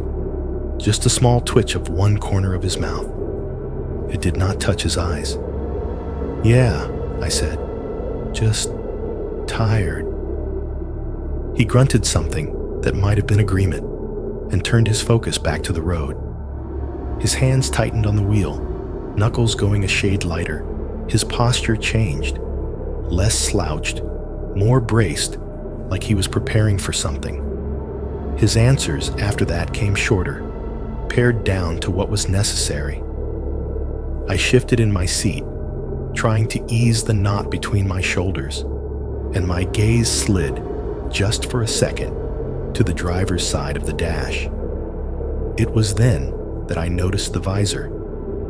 Dale had flipped down the sun visor on his side at some point, maybe to block the glare from the light bar. Tucked into the elastic band along its edge, held there by friction and habit, were a handful of Polaroid photos. They were the small, square kind, their white borders smudged with fingerprints. the colors washed out into bluish shadows and jaundiced highlights. I could not see all of them clearly from my angle, but the ones that faced me were enough. Empty rest areas at night.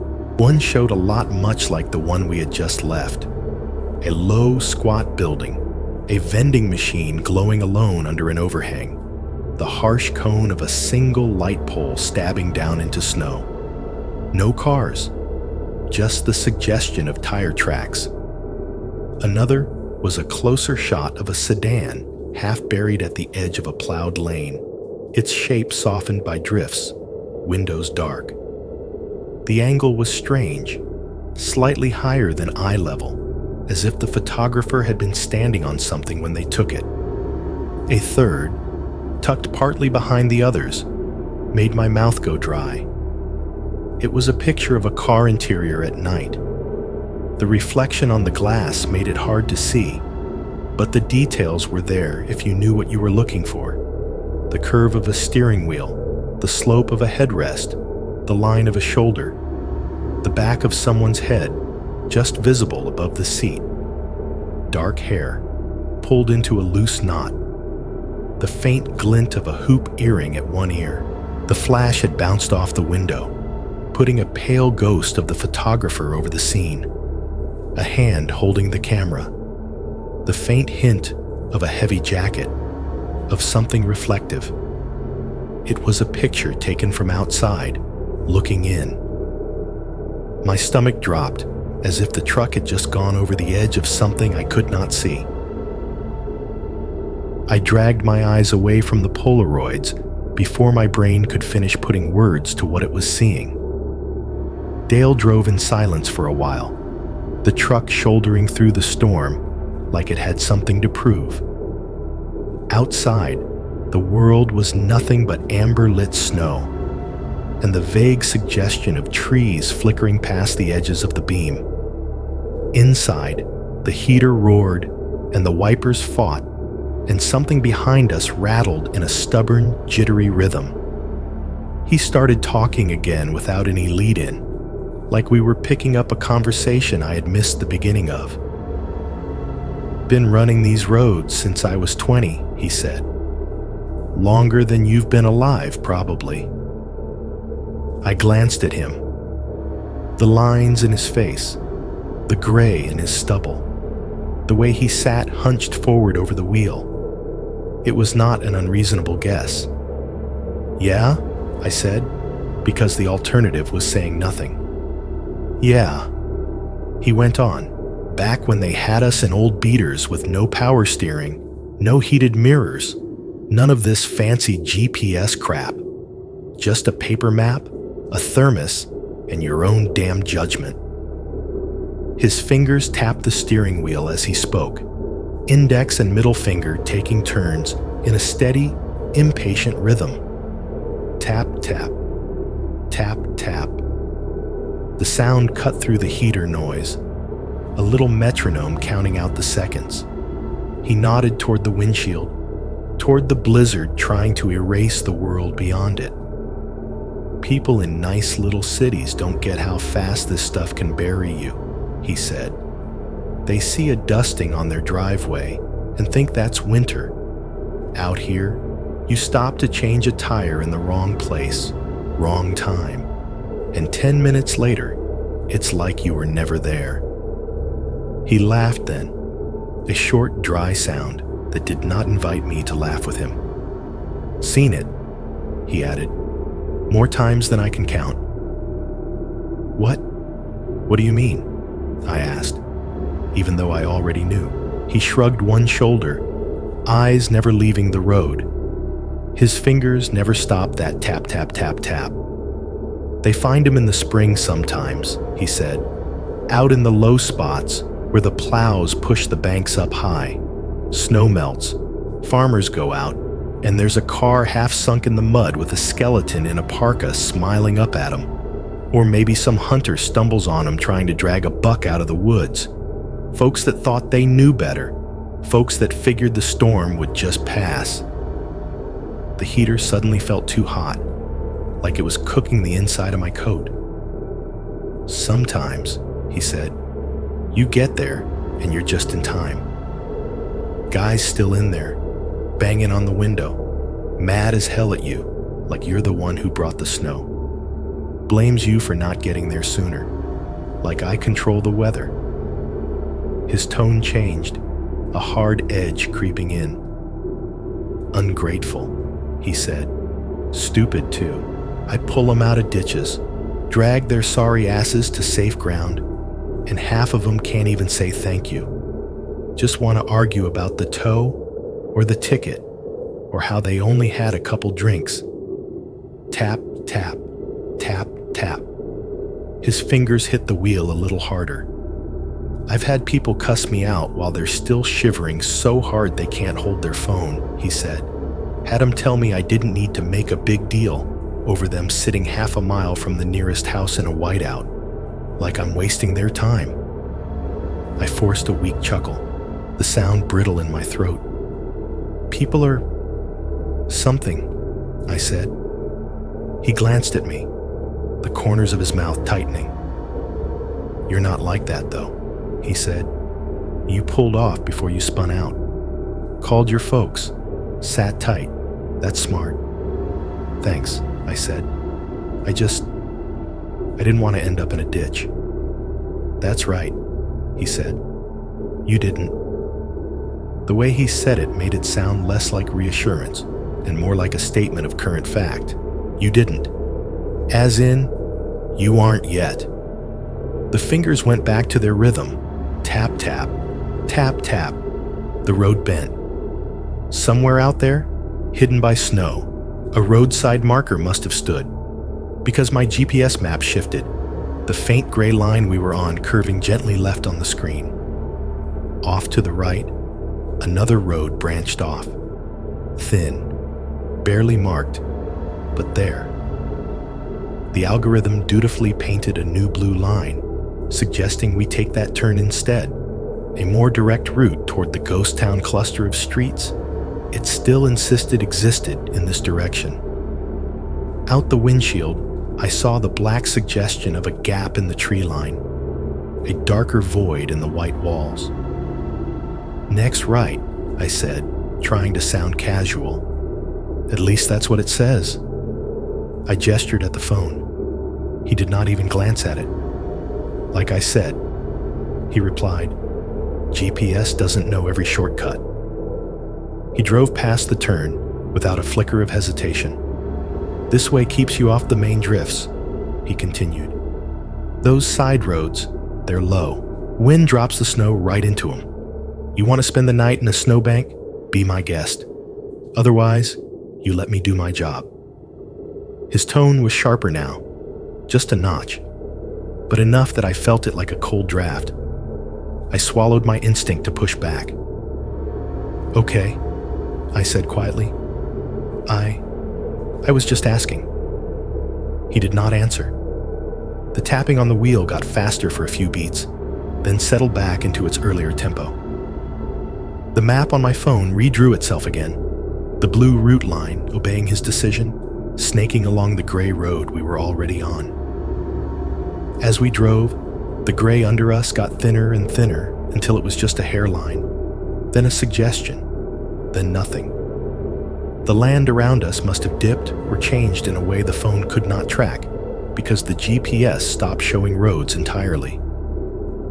The pale background went blank. Only the blue dot remained, floating across empty space. For the first time since I had left the highway, the map did not even pretend to know where I was. I pinched and zoomed, trying to coax some kind of information out of it. But the only thing that changed was how much empty gray I could see around that useless little dot. At one zoom level, the entire county looked washed out under my fingertip. At another, it was just a gray void in the arrow. No service, no road names, no landmarks. Just me, in a truck with a stranger, on a road the digital world had apparently decided did not exist. So, Dale said after a minute, voice level again. You still thinking about that little fire station? The question jolted me. Yeah, I said. I mean, I was wondering, how many people are there? Tonight, I mean. Are there always folks on duty? He rolled one shoulder, the jacket creaking. Depends, he said. We lost funding a few years back. County didn't think we needed a full crew out this way. Said we had enough coverage closer to the interstate, so it's mostly volunteers now. Guys who roll in when they can, when the weather hits. He tapped the wheel again. Tap, tap, tap, tap. Some nights, it's busy, he went on. Storm rolls in, we bring in stranded drivers, folks whose power went out. Other nights, it's just me and maybe one other guy playing cards, waiting to see if anybody's stupid enough to test Mother Nature. Tonight? He shrugged. Hard to say. Do you radio them? I asked. Let them know you're bringing someone in? He scratched at his jaw, eyes still locked on the snow. Radio at the station's spotty, he said. Old equipment. They keep talking about upgrading it, but talk's cheap.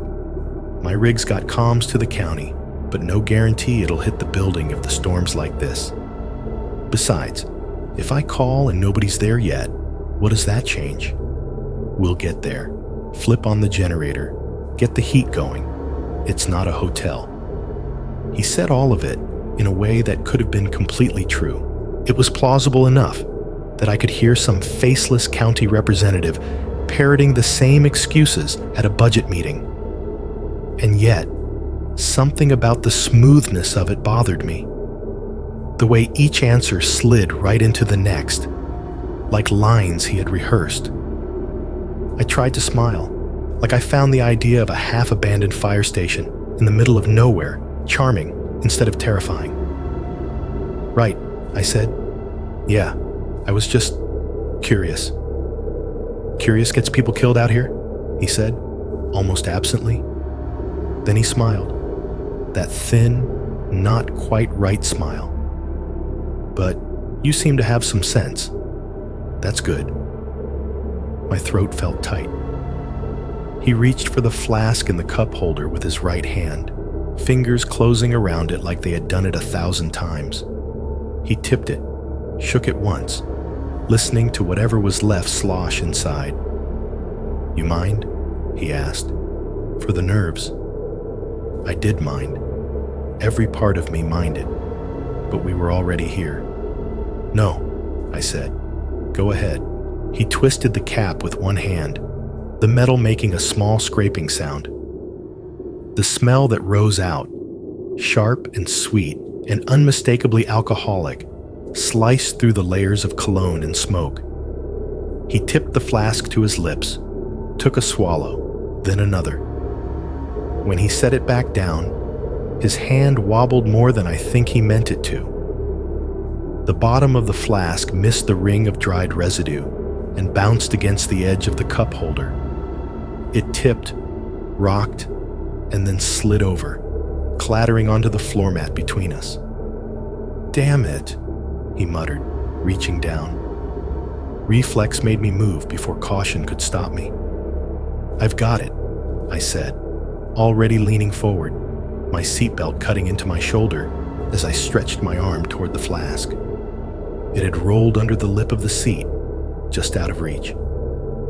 I had to twist a little, my head dipping lower, my line of sight dropping beneath the level of the dash. From that angle, the truck looked different. The floor space was a shallow cave, lit in pulses by the dash lights and the distant flash of the light bar.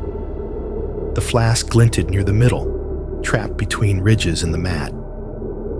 As I reached for it, my fingers brushed something else, a smooth, cold edge. I pushed the flask aside by accident, and my hand closed around the other object instead. I pulled it into the light without thinking. It was a cell phone, or what was left of one. The screen was spiderwebbed with cracks, radiating from a point near the bottom where it looked like it had taken a direct hit. The glass was pushed inward slightly, like the impact had driven it toward the guts of the device. A pink case clung stubbornly to the sides, its once bright color dulled by grime. On the back of the case, a broken keychain dangled, a little rubber charm in the shape of a cartoon animal, its head torn halfway off. As I stared, the phone flickered in my hand. For a moment, a dim, sickly light bloomed under the fractured glass. A tiny, hollow battery icon appeared in the center of the shattered screen, the red sliver at the bottom almost non-existent. Then it went dark again. Whatever memory the battery had been holding on to finally let go. I looked up slowly. From this angle, I could see his profile. His jaw was clenched tight, the muscles standing out like cords. His fingers, still on the wheel, had stopped tapping. They were perfectly still. I slid the broken phone back where I had found it so fast I almost dropped it. It landed beside the flask with a dull plastic thunk, the little cartoon keychain twisting once before going still. "Got it," I said, my voice coming out too bright, too fast. Dale did not look down. "Just leave it," he said. "I'll get it later." His jaw was still tight. The fingers on the wheel had gone from drumming to clamping, knuckles pale. The heater roared on, and the truck shuddered over something hidden in the snow. Outside, the storm had gotten worse. Earlier, the snow had fallen in a kind of chaotic curtain, all directions at once. Now, it was coming sideways, driven hard by a wind that pushed against the truck in steady, muscular shoves. The whole cab leaned slightly with each gust, the frame creaking as if it were protesting. The headlights hit nothing but white. It was not just the driving through hyperspace feeling anymore. This was like pushing the truck's nose into a wall made of spun glass and chalk dust. The beams flattened against it and scattered, making it hard to tell where the road ended and the rest of the world began. Sometimes I thought I could see the faint, darker lines where tires had passed before us, but they vanished almost as soon as I blinked. The road itself had narrowed. On the highway, even in the storm, I had felt the width of it, a sense of space on either side. Out here, the trees had crept so close that their trunks were occasionally visible right at the edge of the headlight beam. Dark, vertical bars, whipping past only a few feet from the shoulder. Branches bent low over the unseen ditch, heavy with snow. Some of them dragging across the top of the cab with a scratchy hiss that made my teeth clench. There was no center line to follow, no reflective posts, no hint of another lane. It felt less like a maintained county road and more like a path the truck had decided existed because it was heavy enough to insist on it. I realized, with a slow, creeping unease, that we had not passed anything human in a long time. No farmhouses with a single yellow window burning in the distance. No mailboxes. No crossroads with sad, flickering stop signs. No gas stations. No barns. No old billboards with peeling paint. Just trees, snow, dark. The wind found every weakness in the truck's seals. It whistled thinly around the window edges, slipping a cold knife of air against my cheek. Somewhere near my knee, where the door did not quite meet the frame, there was a constant, high-pitched whine, like a far-off kettle that never quite boiled. The suspension groaned and creaked as we hit hidden potholes. Deep, hollow sounds, followed by the wet slap of snow and slush against the undercarriage. Each jolt rattled the contents of the cab. Maps shivered. The old cups clacked against each other. Something metallic in the back chimed dully. I tried to memorize anything that might be a landmark in case I needed to describe this later. A particularly twisted tree, a bend in the road where a fence might have once been. But everything blurred into the same repeating pattern. Trees, snow, black, white, amber. The storm scrubbed away the details as soon as they appeared. My bladder ached dully, the way it does when you have been clenching everything for too long. My back was cramped from the tension. "Hey," I said, trying to keep my tone neutral. "Do we pass anything? A gas station, or I could really use a restroom, or just to stretch for a minute." Dale snorted softly, eyes never leaving the swirling white. "Out here?" he said. "You want to drop your pants in this and get blown into a snowbank? We're not sightseeing, kid. We'll be there soon enough." Kid. He had not called me that before. There was an ownership in it that made my skin crawl. "We've been driving a while," I pressed, my voice smaller. "How far is it again?" "Closer than what you left behind," he said. "Relief's ahead, not behind. Just sit tight." The way he said it left no room for argument. I looked down at my jacket, at the edge of my store name tag peeking out where I had not quite zipped my coat all the way. The plastic badge had flipped over at some point, showing my photo and full name. My parents, my brother, a couple of old friends. Only they ever called me by the nickname that came from it. "Hang in there, Rin," Dale said suddenly, almost under his breath. "You're doing fine." My head snapped toward him. "What?" He kept his eyes on the road. "I said you're doing fine," he repeated slightly louder. "No," I said. "You called me something." A small pause. "Just shortening your name," he said. "Makes it easier to say." My stomach turned to ice. My full name on the badge did not break down cleanly into Rin. It was what my mom had called me since I was little. What my dad used when he was softening bad news. What my brother texted when he was trying to be sweet. It was not the kind of nickname a stranger guessed.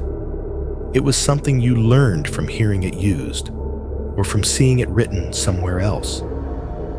I thought about the Polaroids, the extra footprints, the pink phone with its dead, flickering battery.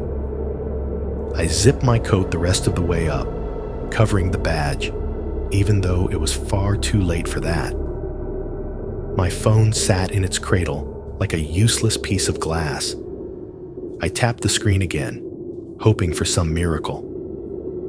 The no service warning still stared back, indifferent to my panic. The GPS map remained a blank field of pale gray. Only the blue arrow moved, drifting across nothing. I pinched the screen to zoom out. The arrow got smaller. The gray got wider. Eventually, the faint grid of official roads appeared.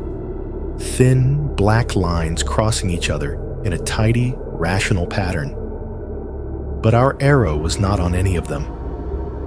It was off to the side, hovering in a wash of empty space between.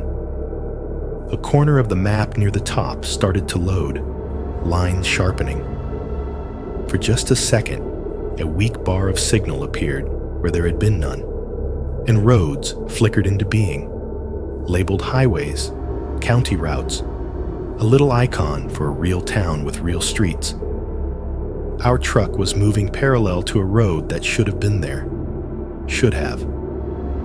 On the phone, Route 19 ran a clean, curving line south, tracing something like the direction I thought we had taken. Our arrow slid beside it, not overlapping, not on any recorded path, just pacing it, like a shadow that had stepped to the side of its owner. Then the signal dropped again.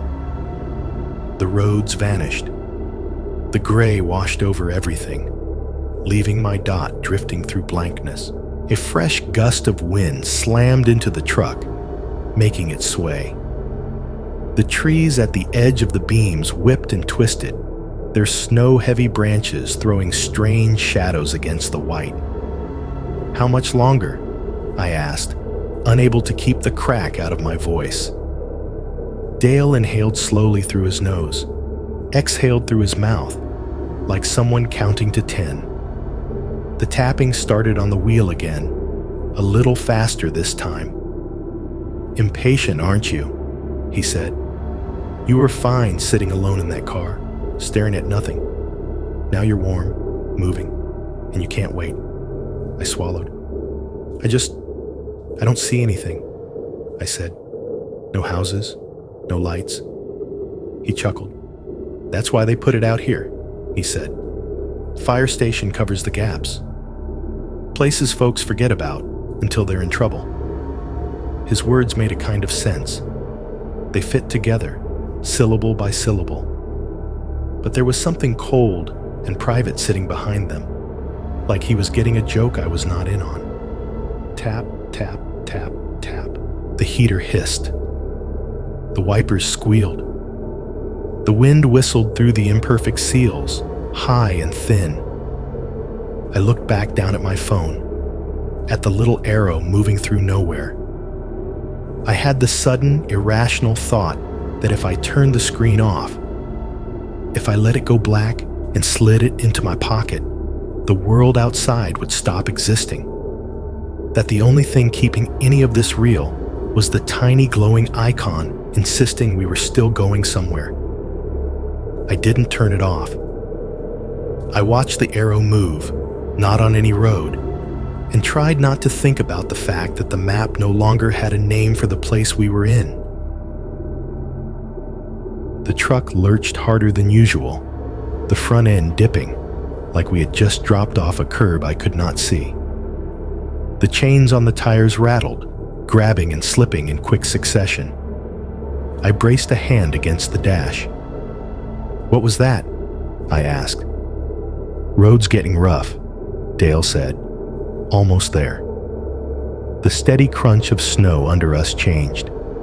Instead of the muffled grind of tires on buried pavement, I heard a different sound, a gritty, irregular crunch, like the wheels were grinding down through loose layers to something harder and more uneven. Gravel, or packed dirt frozen into ruts. The truck swayed from side to side, the suspension groaning as it climbed in and out of grooves I could not see. We had left whatever passed for a road out here. We were on a path now. The trees closed in even more. They had been crowding the shoulders before, but now their trunks felt almost pressed up against the doors.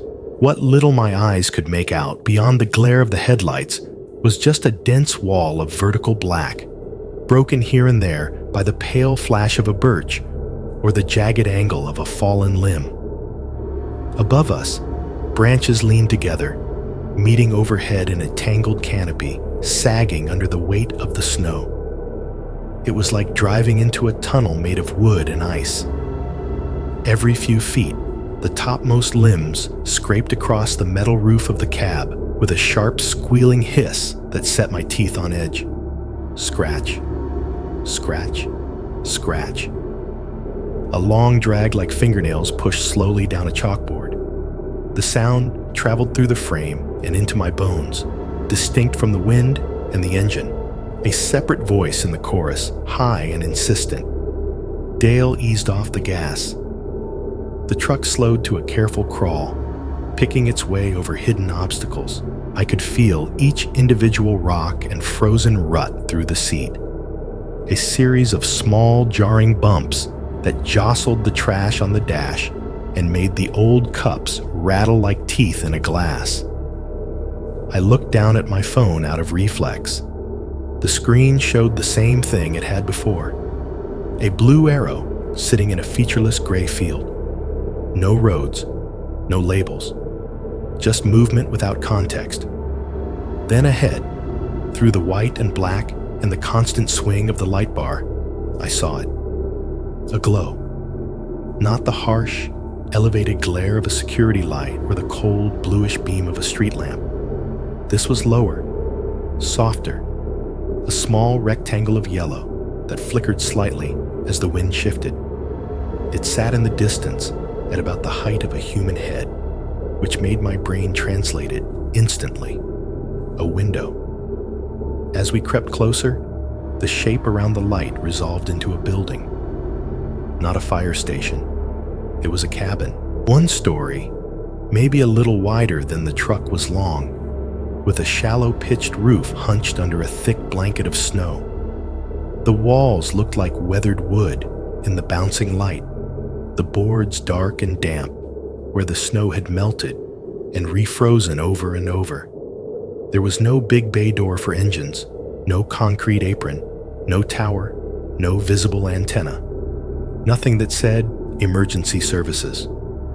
Just a porch tacked onto the front, its sagging floor supported by gray posts that leaned slightly inward under the weight above them. The single lit window glowed to the left of the front door, its glass fogged or dirty enough that I could not see anything clear inside.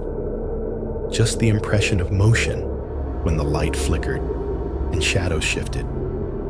My stomach dropped. Every rational part of my brain tried to argue. Maybe the real station is behind it.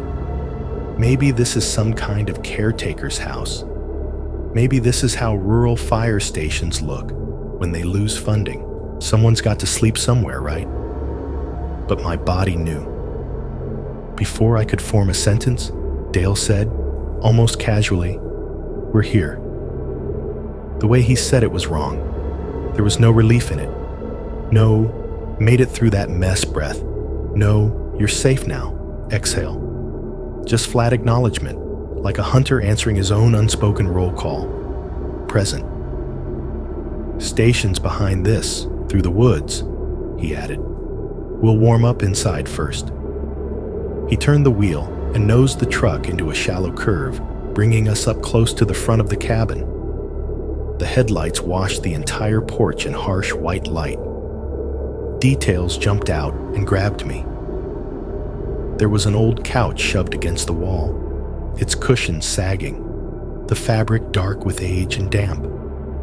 Beside it sat a rusted metal lawn chair, one leg bent, giving it a permanent tilt, a little like someone cocking their head while they watched you. A heavy chain hung from a hook near the door, its links thick and scarred with scratches. The bottom of it ended in a loop big enough to fit around a wrist or an ankle or I stopped that thought before it finished forming. No signage, no reflective numbers, no volunteer fire department stenciled in peeling paint. Behind the cabin, the trees were thicker still, coiled tight together like a second wall. If there was another building back there, it was invisible. No additional lights filtered through. No glow. No tower light blinking red against the storm. The engine idled. A deep, low rumble that filled the cab and pushed against the silence outside. It sounded different now that we were no longer moving, less like power and more like some animal's slow growl. Beyond the engine, the woods were quiet.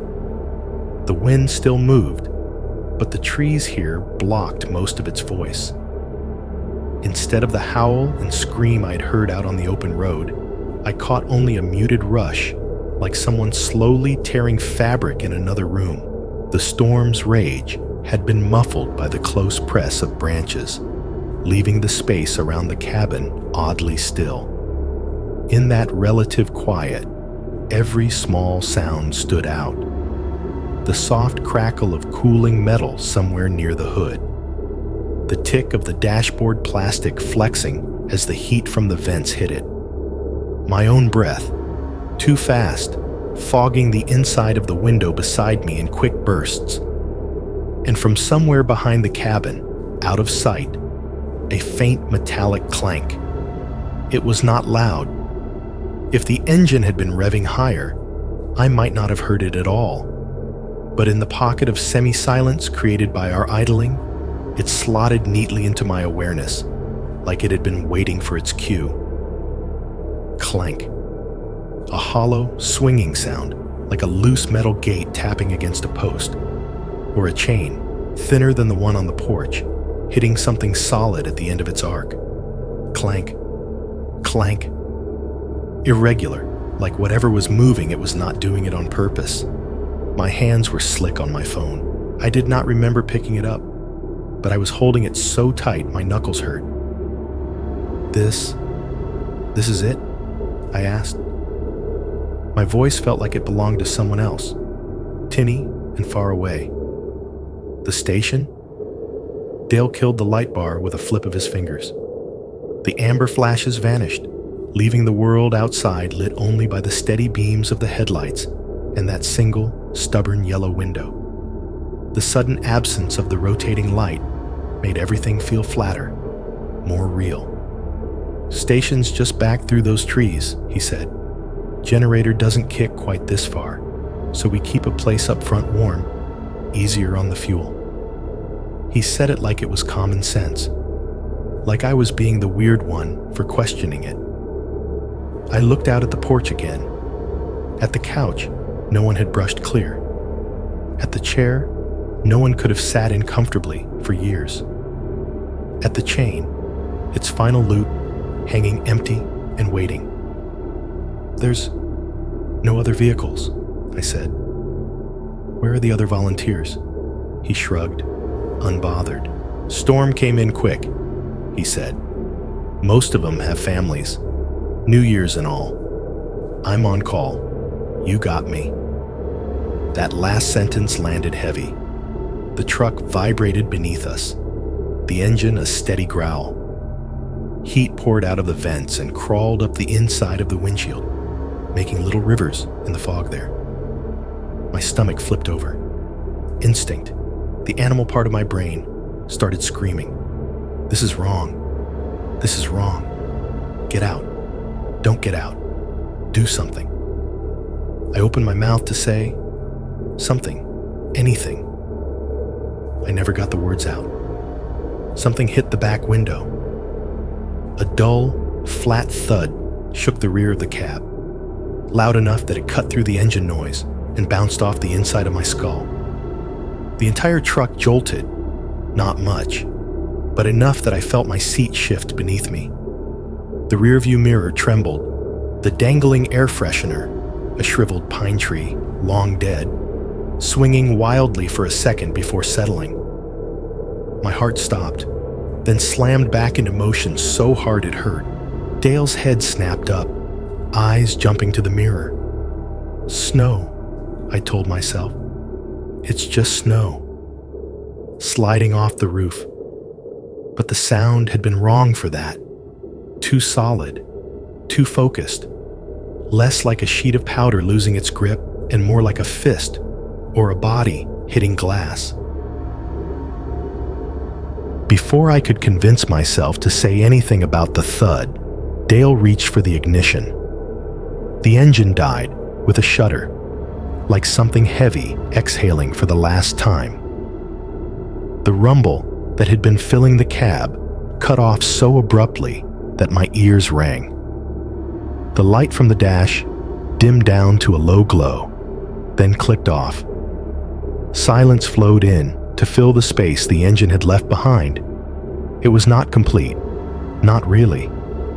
There was still the faint hush of wind moving through the trees outside, the soft tick-tick-tick of cooling metal under the hood, the tiny crackle of expanding and contracting plastic in the dash. But without the motor vibrating under my feet, the night felt suddenly hollow, like a big room after the music stops. I heard the small jingle of metal as Dale pulled the keys from the ignition. The sound was very clear, very distinct, and it made my stomach twist. He did not leave them dangling. He slid them straight into his pocket. "Wait here a second," he said. "I am going to talk to my brother. He stays in the back when we use this place." "Your brother?" I repeated. "Yeah," he said, already reaching for the door handle. "Helps out. You will meet him in a minute. Just sit tight." Before I could decide if that made anything better or worse, he pushed the door open. A blast of cold air knifed into the cab, carrying a swirl of snowflakes that glittered briefly in the weak dome light. He dropped down out of the truck, boots thumping into the packed snow. The door slammed behind him, jolting the frame. The interior light blinked once and went out, leaving me in near darkness, broken only by the thin spill of the headlights on the snow ahead and the softened yellow from the cabin window. For a moment, I could see him clearly through the windshield.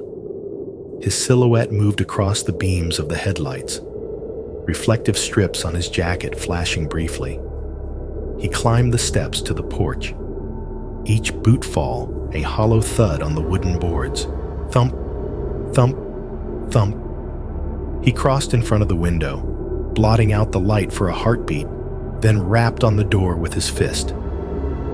The sound carried back through the glass, a deep, dull knock that echoed around the small clearing. From where I sat, I could hear the creak of the door opening. It sounded stiff, like the hinges had not been oiled in a long time. A wedge of warmer yellow spilled onto the porch, stretching his shadow long. He leaned in toward whoever was inside. Voices drifted back, low and indistinct. I could not make out words, only tone. His, sharp and clipped. Another, lower and slower, almost amused. They rose and fell in a short exchange, then dropped to a murmur. The door stayed half open. My breath fogged the inside of the windshield. I wiped a circle with the back of my sleeve, needing a clearer view of anything. That was when I really saw the chain. From inside the truck, with the headlights washing everything flat, it had just been another piece of junk on the porch. Now, with the cabin light spilling across it from the side, the details jumped into focus. The chain was thick, the kind you use for securing equipment, not for hanging decorations. The links were heavy and dull, scarred with scratches and spots of rust where the coating had been worn away. It hung from a hook set into one of the porch beams, drooping in a lazy curve. At the end of it, instead of just a loose tail, there was a closed steel loop. Not a padlock, not exactly. More like a cuff with a hinge, big enough to snap around something and lock with a simple pin. Big enough for an ankle, or a wrist, or a throat. Near where the chain ended, on the wooden boards of the porch, the snow that had blown in and settled looked wrong. Most of the porch had a light dusting, thin and even, the flakes still crisp, but by the beam, where the hook was set, there was a patch where the snow had been disturbed and then frozen again. The wood there was darker, the pattern irregular, like something wet had soaked into it, melted a shape, and then been sealed over by a new skin of ice. My chest tightened. I dragged my gaze away and looked around the cab instead, suddenly desperate for something, anything that could help if this went bad. The keys were gone. I checked the ignition, even though I had watched him take them. It was empty. The column looked suddenly naked, without the little fob swinging from it. The center console held only the cup holders and the empty slot where the flask had been before it tumbled to the floor. The broken pink phone was still down there in the shadows, a dead thing. My own phone was in my lap, screen dark, a rectangle of cold glass that might as well have been a stone. I woke it with my thumb. No service. The word sat in the top corner of the screen like a verdict. The battery icon glowed at a little over half. The home screen looked painfully normal. Apps in their places. My background photo behind them. A shot of some stupid summer moment that felt like it belonged to a different person entirely. I opened my messages. The last text thread to my parents still showed that single failed bubble, with a county guy. Says taking me to a fire station. Under it, the red exclamation mark.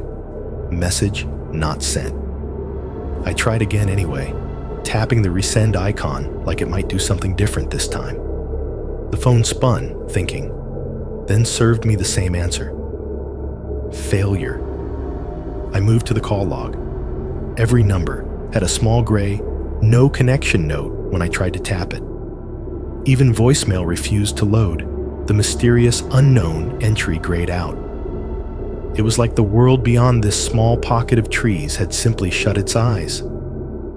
I swallowed hard, my throat dry. I looked up at the cabin again. Dale was still on the porch, half turned away from me, talking into the dim interior. I could see another shape behind the door now, a second silhouette filling part of the frame. Taller, maybe. Broader. The way the light hit them made it impossible to make out features, just a dark block against the yellow. I forced myself to look away before my imagination could paste a face onto it. The maps on the dash were just paper. The pens scattered around were nothing but plastic and ink.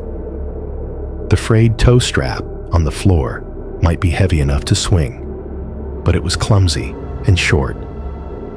The glove near my boot was still there, mute and accusing. The only thing that really belonged to me in this cab was my backpack, wedged between my feet and the door. I dragged it into my lap and unzipped it with shaking hands. Inside, my work apron, still faintly smelling like detergent and store air. A half-eaten granola bar, a battered water bottle, my wallet, a tangle of receipts. At the bottom, my phone charger. The cord was there, coiled like a small white snake. I held it like it might be a weapon, even though I knew how pathetic that was. It hit me that if something happened here, anything that involved this truck and this cabin, the contents of my bag would probably end up in a pile that looked a lot like the one already scattered at my feet. Coat, glove, phone, my chest constricted. I shifted in the seat, trying to get a clearer view of the porch from a different angle. The glass of the passenger side window was half fogged, half streaked with melted snow. I wiped at it with my sleeve, the fabric squeaking against the cold. As I moved, something in the corner of my vision caught my attention, not outside the glass, but in it. The passenger side mirror hung a little higher than my eye line, reflecting a sliver of the truck's flank and the world behind us. The housing was rimmed with ice, the glass speckled with melted snow, refreezing into tiny beads. In it, the red of the taillights painted the snow a dull, bloody color. For a long heartbeat, the reflection showed only what I expected: the rounded shape of the truck bed, the smeared outline of the bumper, a wall of trees beyond, their trunks dark bars in the red glow. Then, as my eyes adjusted, another shape resolved out of the shadows, a human shape. It stood at the very edge of the truck's rear reflection, just beyond the halo of the tail lights, where the darkness thickened. No reflective tape, no county logo, just a figure, still and upright, head tilted slightly as if watching the cab. There had been no one behind the truck when we pulled in, no second vehicle, no other set of footsteps in the snow back there when I had glanced around before. The figure did not move. It just stood there in the mirror, where there had been nothing a moment ago, watching my side of the glass. I did not move at first. I just watched the mirror. The figure behind the truck was more suggestion than detail, shaped by darkness and the red smear of the tail lights. A bulky coat, maybe, a hood, or a hat pulled low. The head was tilted slightly, the way people do when they are trying to see into a lit window without getting too close. I could not see a face. That made it worse. My mind tried to fill in the blank with every bad face I had ever imagined. On the porch, the cabin door creaked again. Dale's silhouette shifted. He turned his shoulders, said something back into the doorway, and then the door shut with a low, final thud. The narrow wedge of yellow light on the porch shrank and vanished. Only the window stayed lit, a fogged, dirty rectangle to the side. His boots thumped once, twice, as he turned away from the door. The boards groaned under his weight. He started down the steps. Closer. I looked from the mirror to the windshield and back again, my eyes bouncing between the two like they could not decide which danger to focus on. If I stayed where I was, buckled in, clutching my dead phone, there was only one path for the night. I would follow him up those steps, under that hanging chain, through that door. Behind me, whoever was standing at the rear of the truck would have a perfect view of me walking into whatever waited inside. If I ran, I had to go past one of them. The thought split in my chest like a fork in a road. Neither direction felt like safety. One was just narrower.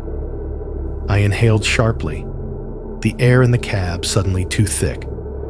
My breath sounded too loud in the silence, a shaky in-out that fogged the glass in front of my face and then cleared. The kind of breathing you hear in horror movie POV shots, when you know the person behind the camera is about to make the worst decision of their life. The engine was still off. The quiet had settled in fully now, thick and heavy. Even the ticking of cooling metal had mostly faded.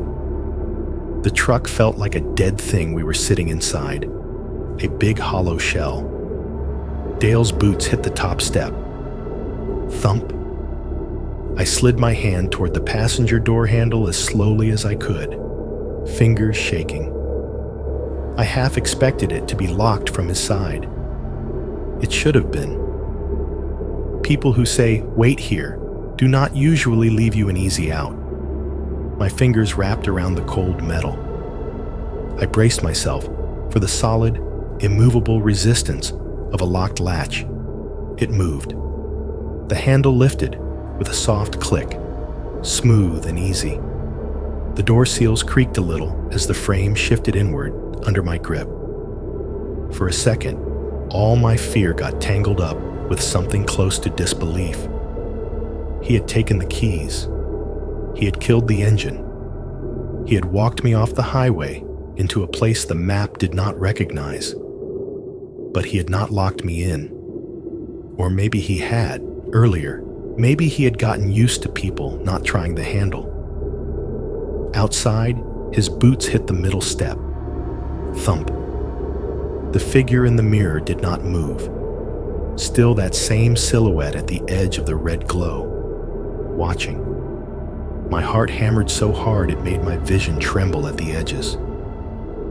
"You have one window," some quiet part of me said. One. I did not count to 3. I did not psych myself up. Thinking would only slow me down. As his boots hit the last step, thump, closer, I yanked the handle up and shoved the door with my shoulder as hard as I could. Cold exploded into the cab. Wind drove a spray of snowflakes across my face, sharp as thrown sand. The dome light blinked on for a half second, painting everything in a sickly off-white, then flicked off again when the door swung fully open. I did not climb out so much as fall. My boots hit the packed snow of the clearing at a bad angle. The surface looked smooth, but there was something solid just under it. Ice, a rock, the edge of a buried log. My left foot slid sideways, useless, and all my weight crashed down onto my right knee. Pain snapped up my leg, bright and immediate, like someone had jammed a live wire into the joint. I heard myself make a strangled sound, half gasp, half choked off scream. The snow cushioned my hands a little when I hit. but it was still like slamming my palms onto a cold, hard table. The shock of the impact stole my breath. For a second, I saw nothing but white and a few scattered black shapes. My own fingers, the underside of the truck, the distant line of trees. My knee throbbed, hot and sick under the cold, and I knew, in a detached kind of way, that it was going to be a problem if I had to run far. "Hey!" Dale's voice cracked across the clearing, louder and harsher than I had ever heard it. The polite, tired county worker tone was gone. This sound had an edge to it that made something primal in me flinch. "What the hell do you think you're doing?" he shouted. The words hit me like their own physical blows. I scrambled, boots slipping, hands clawing for purchase in the powder. The snow was deeper here than I thought. My fingers sank in past the first layer to something grainy and half-frozen. My backpack strap dug into my shoulder, throwing my balance off as I tried to get my feet under me. All the while, my brain kept screaming at me, "Move, now. Before his hand closes on your jacket, before whoever is behind the truck takes a step, before the narrow chance closes, and the only path left is up those steps and through that door." Pain flared up my leg in bright, nauseating waves, but adrenaline slammed down over it like a lid. I lurched to my feet, half standing, half stumbling, and picked a direction without really thinking. Away from the truck, away from the cabin, away from the porch with the chain. To the right, through the trees, I remembered seeing something earlier. A faint, softer glow. Not yellow like the cabin window, not harsh like headlights. A normal light, a house light. It had been nothing more than a smudge through the storm before, easy to ignore. Now my brain latched onto it like a lifeline. I ran toward it. The first step was a lurching half-hop, my knee screaming in protest. The snow dragged at my legs, deeper than I expected, pulling at my boots with each stride like hands trying to hold me back. Every placement was guesswork. Sometimes I hit packed ground. Sometimes my foot plunged into a hollow and my whole body jolted. The crunch of my own footsteps filled my ears. Crunch, gasp, crunch, gasp. My breath tore in and out of my lungs in ragged pulls, each inhale colder and sharper than the last. The air knifed down my throat and into my chest, burning like I was breathing ice instead of oxygen. Behind me, I heard the truck door slam. Then the footsteps. 2 sets. Heavier than mine.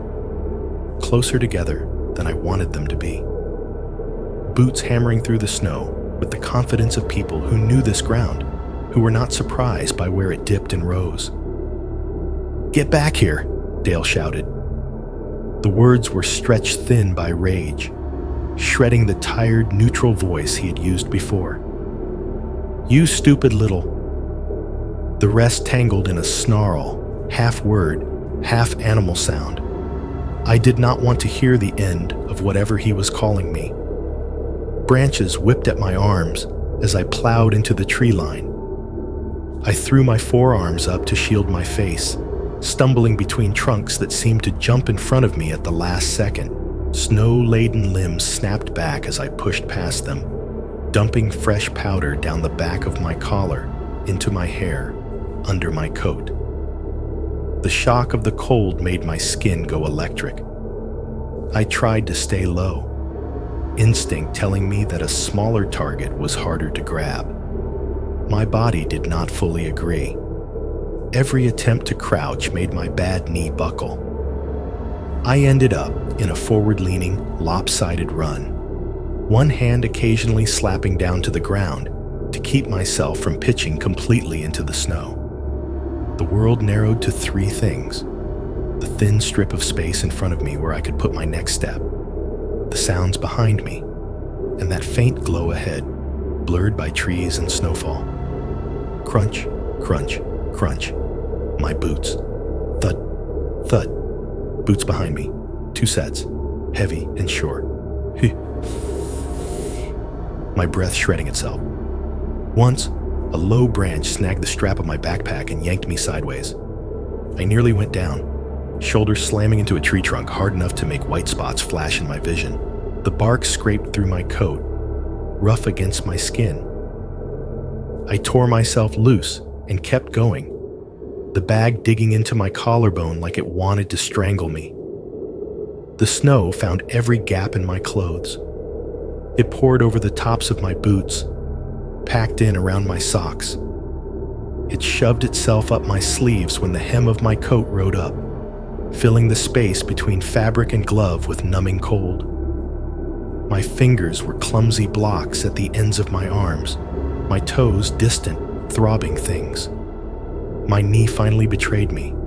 My foot hit a hidden rut or a root, I never saw which, and my leg folded in a way it was not supposed to. Pain carved out a hollow behind my eyes. I went down, face first, into the snow. The impact knocked the breath out of me. The world went white for a second, not metaphorically, but literally. Just snow in my eyes, in my mouth, in my nose. Cold slammed into every part of my exposed skin at once. My teeth clicked together hard enough that I tasted metal. Behind me, the footsteps slowed for half a beat. "There!" someone barked. Not Dale, the other one. The voice was lower, rougher, with a lazy cruelty wrapped around the syllables. "Get her!" Dale snapped. Slurred now, just slightly, like the liquor was finally catching up with the adrenaline. "Don't let her..." The rest got chewed up by the wind and the pounding of their boots. For a moment, a stupid, exhausted part of me wanted to stay down, to just let the snow cover me, sink into the cold, and stop running. Every muscle hurt. My lungs felt like shredded paper bags. There was a warm fuzziness creeping at the edges of my thoughts that whispered it would be easier to stop. Then I thought about the chain on the porch, the dark patch on the wood, the Polaroids tucked into his visor, the pink phone blinking its last under the seat. I spat snow out of my mouth, planted my hands, and pushed. My arms shook. My bad knee screamed, but my body still listened, still hauled itself up into a crouch and then into a stagger. My coat was full of snow now, the wet weight of it clinging to my back like someone hanging on. Through the branches ahead, the glow I had been chasing suddenly sharpened. There was a gap in the trees, a break where the line of trunks thinned, opening onto something flatter and brighter. I stumbled toward it, every step a negotiation between balance and pain. As I pushed through the last tangle of saplings, the woods fell away on one side and I burst out into the edge of a yard. For a heartbeat, the scene in front of me did not make sense. It was too normal, sitting there like a postcard dropped into a nightmare. A single-story house, not big, not fancy. Vinyl siding in a color I could not quite place through the snow. Maybe light blue, maybe gray. The roof was piled with white, icicles hanging from the gutters like teeth. A narrow driveway ran up alongside it, half shoveled, half buried, with a minivan sitting obediently at the end. Snow drifted up to the middle of its wheels. Christmas lights still clung to the eaves and wrapped around a small leafless tree in the front yard. Some of them were burned out, leaving gaps in the chain, but the ones that still worked glowed in soft reds and greens and yellows, flickering a little in the wind. They looked tired, like whoever had put them up had meant to take them down already, but had not gotten around to it. The porch light was on, a simple, domed fixture above the front door, shining steady and warm. It painted a circle of golden light on the snow-covered steps and the small welcome mat just inside the screen door. The sight of it, so mundane, so domestic, hit me harder than the cold had. Here was someone else's life. A house where people argued about dishes and bills and whether the kids could stay up past midnight on New Year's Eve. A van with stale French fries under the seats and school papers stuffed in the seat back pockets. Light bulbs someone had bought without thinking, screwed in without imagining they would ever be an emergency beacon. I ran for it. Whatever was wrong with my knee dulled under the flood of adrenaline. The yard was a minefield of hidden garden features and buried toys. My foot caught on something small and hard, a forgotten plastic truck maybe, and I lurched, windmilling my arms to keep from going down again. But I did not stop. My boots punched through the crust of snow with every step, each impact sending a jolt up my spine. My breath came out in harsh, wet gasps that I could hear even over the blood in my ears. Behind me, the tree line thrashed. I heard branches snapping, snow dropping in heavy clumps as two heavier shapes forced their way through the same break I had just used. The crunch of their boots on the edge of the yard sounded wrong here, like static under a song. "Stop!" Dale's voice tore across the space between us. He sounded closer than I wanted him to be. "You don't want to drag them into this." I did not look back. The house loomed larger with each labored step, the porch light swelling in my vision until it was almost all I could see. The colored Christmas lights blurred at the edges, streaks of red and green at the corners of my sight. The minivan sat silent and snow-wrapped, its windows dark, its windshield wipers lifted like small arms. I hit the bottom of the porch steps hard enough that something in my ankle twinged. I grabbed the railing, my gloved hand sliding a little on the icy wood, and hauled myself up 2 steps at a time. At the top, for a fraction of a second, I hesitated. The front door loomed in front of me, a cheap metal thing with a small rectangle of decorative glass near the top. A wreath, half buried in frost, sagged against it on a wire hook. Behind the thin pane, I could see the faint suggestion of movement. Shadows thrown by a TV, maybe, or by someone walking through a hallway. I did not know who lived here. I did not know if they would open the door, or call the police, or tell me to get the hell off their property. Behind me, the crunch of boots on snow got louder. My hand shot out, fingers closing around the door handle. I took the last 2 steps, almost on my knees. The porch was a thin crust of ice under a dusting of snow. My boots skidded, the tread barely catching. I slammed into the front door shoulder first, one hand grabbing the metal handle to keep from going down again. The cold bit through the fabric of my coat where it hit the painted steel. I did not knock at first. I pounded. My fist crashed against the door over and over, dull thuds echoing back at me off the frame. The sound was flat and desperate. It felt too small against the storm and the dark behind me. "Please!" My voice came out ragged, higher than I meant. "Please, help me. Open the door." I stabbed at the doorbell with my gloved thumb. Once, twice, 3 times, the button clicking under the fabric. Inside, a chime sounded, tinny and slightly off-key, the kind of cheap doorbell tone you hear in every suburban house. It echoed faintly, then repeated as I hit it again, overlapping itself in a messy, urgent chorus. Somewhere deeper in the house, a dog barked. Short, sharp bursts at first, then longer strings. Warning barks, questioning barks. Nails scrabbled on a hard floor. The sound of paws skidding as something small and anxious sprinted toward the front of the house. "Please," I shouted again. My breath clouded the glass in the little decorative window, blurring the faint shapes behind it. "Please, I need help. There's a man. He's chasing me." The porch light flickered, just once, like a blink. For a 6-second, it dimmed enough that the world seemed to pull away, the snow and the steps and the door sinking into shadow.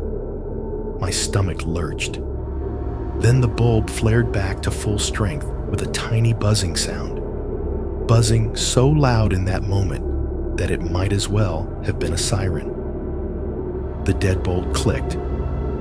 The door cracked open a few inches, the security chain catching with a metallic limit. Warm air puffed out around the edge, carrying with it the smell of a lived-in house. Leftover food, coffee, laundry detergent, the faint, stale sweetness of holiday cookies. A man's face appeared in the gap, lined and unshaven, eyes squinting against the porch light. He looked to be in his late 40s or early 50s, the kind of soft, tired face you see in grocery store lines. He wore an old college sweatshirt and sweatpants, socks, but no shoes. A TV remote was still in his hand. Behind him, through the gap, I saw a slice of a living room, the glow of a television showing people in glitter and confetti, the corner of a still-lit Christmas tree drooping a little under its own ornaments, a couch with a blanket thrown over the back. As soon as he saw me, my expression, the snow caked to my coat, the way I was braced against the door, like it was the only thing holding me upright, his eyes widened. "Jesus," he said softly. Then louder, "Hang on." The door shut with a quick thunk. For a terrifying second, I thought he was locking it, leaving me on the porch. My chest clenched. Then I heard the rattle of the chain sliding back, the deeper clack of the deadbolt turning. The door flew open. Warmth hit me full in the face, along with the smell of someone's dinner, something with garlic and onion, now gone lukewarm. The dog, a small brown thing with 2 big ears, barked furiously from just inside, hackles up, tail straight. "What's going on?" the man demanded. "Are you hurt?" I stumbled forward. My body seemed to decide on its own that the threshold was the finish line. My knees gave out halfway across it, and I collapsed partially into the doorway, catching myself on the frame with both hands. The words tangled in my throat, crashing into each other on the way out. There was a truck, county truck. He said he was taking me to a fire station. There's a cabin in the woods. There's another guy. They chased me. You have to call. Whoa, whoa. He put a hand out, not touching me, but close, like he wanted to steady me and also keep some space. His eyes flicked quickly over my shoulder toward the trees. "Slow down. Truck? Where?" "Back there," I gasped, gesturing wildly toward the break in the tree line. "On a road that isn't on the map. I don't know. There's a cabin. He said his brother was..." I heard the crunch of snow behind me, phantom or real. My head whipped around. From the porch, my angle on the woods had shifted. I could see the narrow gap I had come through, the darker shadow of the cabin tucked off to the left, half hidden by the trunks. Between the branches, through the veil of falling snow, a moving light flared. Amber. The county truck's light bar strobed briefly between the trees as it swung around at the end of its hidden path, the flashes cutting through the storm in stuttering bands. For a second, I saw the blunt nose of the pickup, the reflective stripe, the ghost of the county logo on the door, its tires ground in the snow, backing and turning. Then it faced away. The taillights smeared red against the white for half a heartbeat. The amber bar flared again as it pulled out, and then it was gone. One moment, there was a truck in the trees. The next, there was just a storm and the dark line of trunks. The light from the cabin window, which had been a constant low glow this whole time, winked out as if someone had flicked a switch. No yellow, no outline of a porch, nothing, just the woods. "Is that it?" the man behind me asked quietly. I nodded, my throat too tight to answer. He stared a second longer, his jaw tightening, then reached past me and got a firm grip on my upper arm.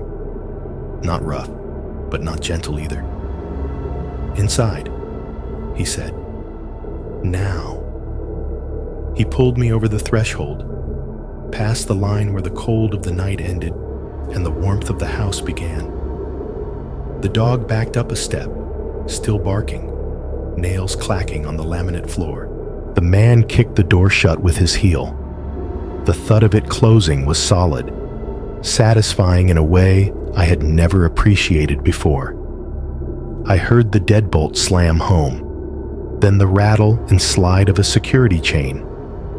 "Lisa," he shouted over his shoulder, voice carrying down the hall. "Call 911. Now. Tell them there's a girl here. Someone was chasing her out back." A woman's voice answered from another room, startled and confused, something crashing as she knocked into it on her way to the phone. The dog's barking turned into sharp, intermittent yaps, like it could not decide whether to keep sounding the alarm or start sniffing me for information. I stood in the entryway, boots melting little puddles into the mat, every part of me vibrating. My hands shook so hard, my fingers looked blurry. The house felt like a set on a TV show. The central heat was a low, constant hum in the walls, warmer and more even than the dry blast from the truck vents. A narrow hallway ran off to the left, lined with framed family photos. Kids in school portraits, a couple at a wedding, someone in a baseball uniform holding a trophy too big for their hands. The smell of dinner hung in the air, something tomato-based, maybe lasagna, now cooling on a counter I could not see. In the living room, the TV glowed bright and loud. A host in a sequin jacket shouted into a microphone over cheering crowds in Times Square. The banner at the bottom of the screen, counting down the minutes to midnight. The still-lit Christmas tree in the corner blinked slowly, colored lights reflecting off glass ornaments shaped like stars and Santas and snowmen. A half-empty bowl of chips sat on the coffee table, next to a couple of sweating soda cans and a plate with one bitten cookie. All of it was so ordinary, it made my teeth ache. The man kept one hand on my arm, while he reached with the other to pull the curtains tighter over the front window. His face, when I looked at it again, was pale. Fear was starting to catch up with him now that he had something specific to aim it at. "Sit," he said, nodding toward the edge of the couch. "You're bleeding." I glanced down. My right knee of my jeans was torn, a dark patch spreading where blood was soaking through, diluted by melting snow. The pain, muffled during the sprint, was back now in a slow, pounding throb that made me a little dizzy. "I'll get a towel," he said, then raised his voice again. "Lisa, did you call?" "Yes," came the answer from the kitchen. "They're sending someone. They want to talk to her." The dog sniffed at my boots, then my coat, sneezing when it got a nose full of cold. It whined once, high and uncertain, then hopped up onto the far end of the couch, like it had decided I was part of the pack for now. The normalcy pressed against me from all sides. The TV countdown, the hum of the heater, the soft crinkle of the plastic under the Christmas tree skirt when the dog's tail brushed it. Every detail was a reminder that I had sprinted out of one version of reality and crashed headfirst into another. Out there, a truck that might or might not belong to the county was disappearing down a road the map did not admit existed, taking a dark cabin and a second man with it. In here, someone's dad was on the phone with a dispatcher, stumbling over my story, trying to explain words like county logo and cabin and chain on the porch without sounding insane. I sat very still on the edge of the couch, my heart still hammering, watching the reflection of the TV fireworks shimmer in the living room window, and wondering how far away the sound of my knocking had really carried into the trees. The police got there faster than I expected. It felt like hours, sitting on that stranger's couch with a dish towel pressed to my knee and the TV still counting down to midnight in the background. In reality, it could not have been more than 20 minutes. Time stretches in strange ways when you are waiting to find out whether what just happened to you will sound insane out loud.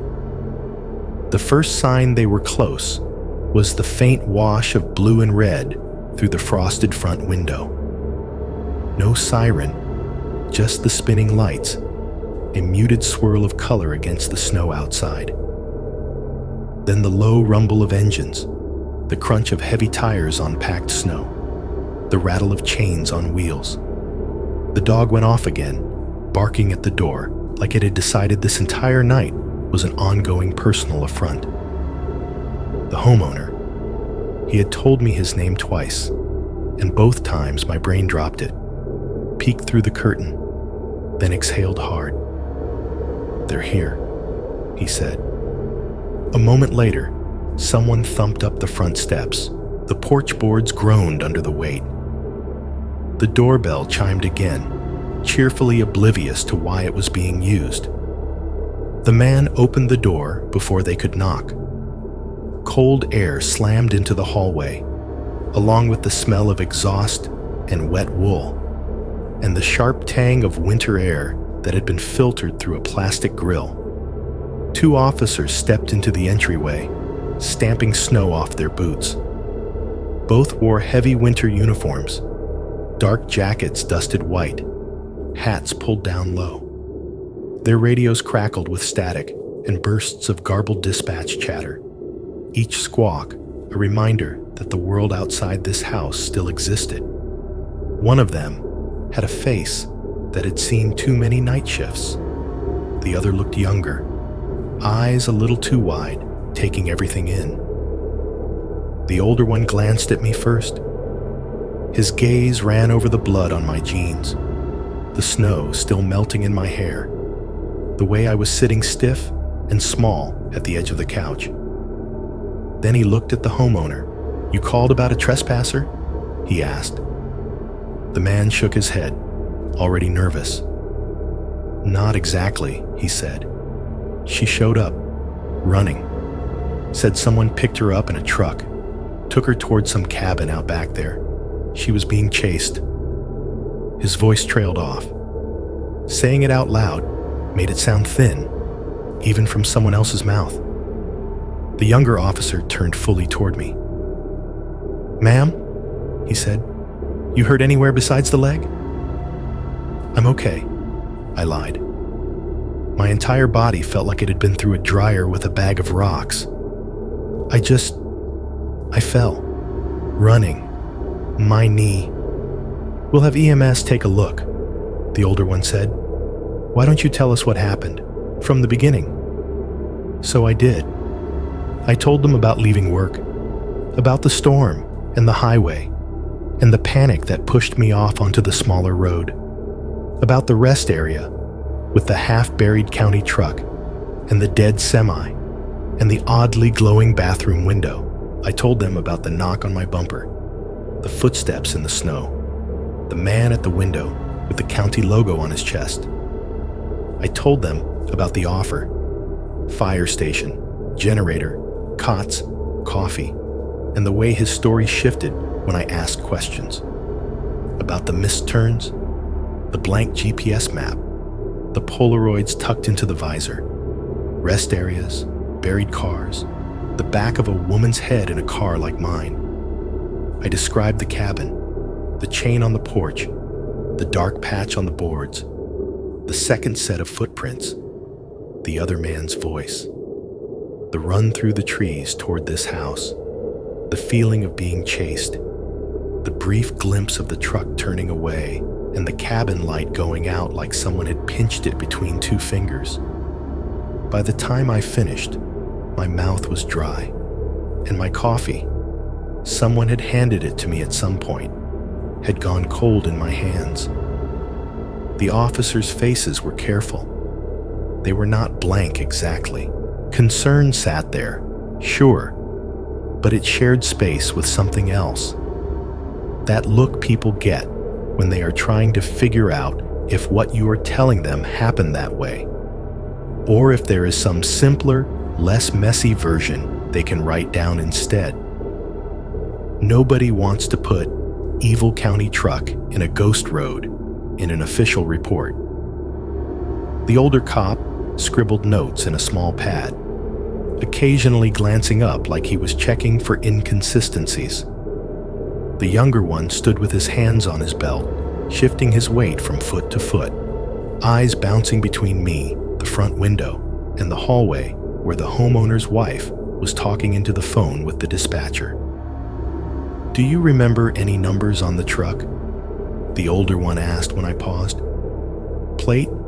Unit number? Anything like that?" I shook my head, frustration rising. "It was half covered in snow," I said. "There was a county logo on the door, but it was cracked, old. It looked real, but I do not know." He nodded, wrote something down. "What county?" I named the one we were in. "And you got in willingly?" he added gently.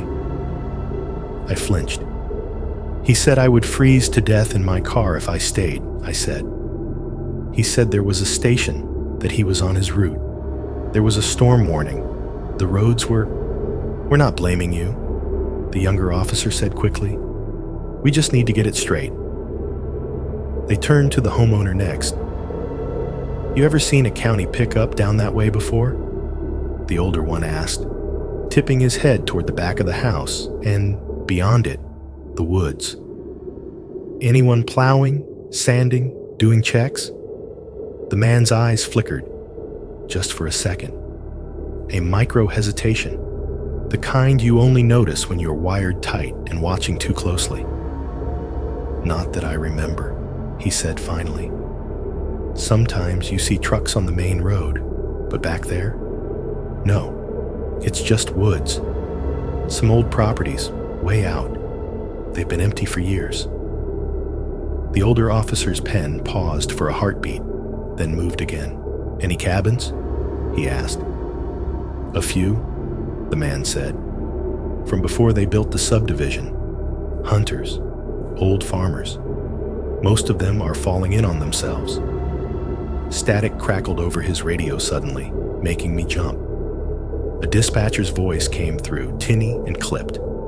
Something about a fender bender on a different road. Units already responding. Watch for black ice near the overpass. The normal business of a winter night, layered absurdly over whatever this was.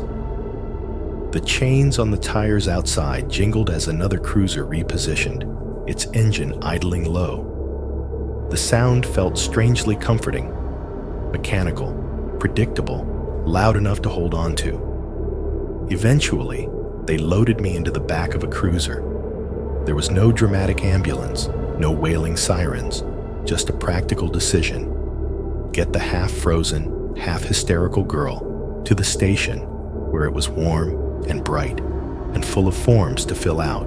One of the officers wrapped a blanket around my shoulders before I stepped out into the cold. tucking it tight, like you would around a child. The fabric smelled like laundry detergent and the faint ghost of whoever had used it before. The ride to the station was short. The windows were fogged at the edges, flashing intermittently blue and red as our own lights bounced back from the snowbanks. The radio hissed and muttered. My knee throbbed steadily, each bump in the road sending a little spike of pain up my thigh. The station was small. I had imagined something bigger, with holding cells and buzzing doors, but this looked more like an oversized office with a badge problem. They brought me into a break room off the main hallway and told me to sit. It was warm. The heat turned up higher than you would ever set it at home.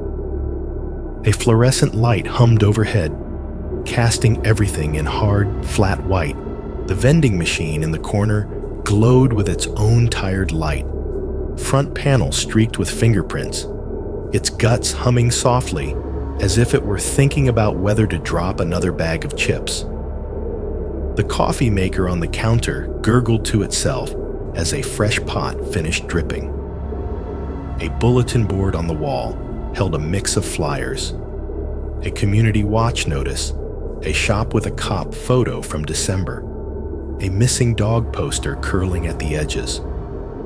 Someone draped another blanket over my shoulders, this one softer than the first. They pressed a styrofoam cup of coffee into my hands. It was terrible, burnt and bitter and too hot, but I held it like it was something alive. Through the open doorway, I could hear officers talking at the front desk. Down past Miller's property, maybe, one voice said. Old hunting cabin back there, if it's still standing. Thought the county condemned that place, another answered. After that meth bust. Different direction, a third voice chimed in. She said, no tower, no signs. Could be on the Baker land. They had that pump shed and the old shack. Or, the first one said, it could be some yahoo with a light bar on his truck playing hero. Their words blended with the constant undertone of radio static and the occasional burst of dispatch traffic. My story was being chopped into pieces and fed into their language. Possible impersonator, unknown vehicle, check old structures, send a unit when the road's clear. One of them stuck his head into the break room. Your parents' number? He asked. I rattled it off automatically. He nodded, vanished, and a minute later reappeared with a beige landline handset, the kind you only see now in offices and institutions. He set it on the table in front of me and nudged it closer. They know you're here, he said. They want to talk to you. My fingers felt thick and clumsy on the keypad, but muscle memory won. I pressed the familiar sequence, listened to the clicks and hums, and then the first ring. Hello? My dad's voice, sharp and already raised, hit me harder than the cold had. Dad, I said, and suddenly I could not stop my throat from closing. I'm okay. I'm at the station. There was... What happened? He cut in. The officer said... He said some guy picked you up, that you left the highway in this storm? What were you thinking?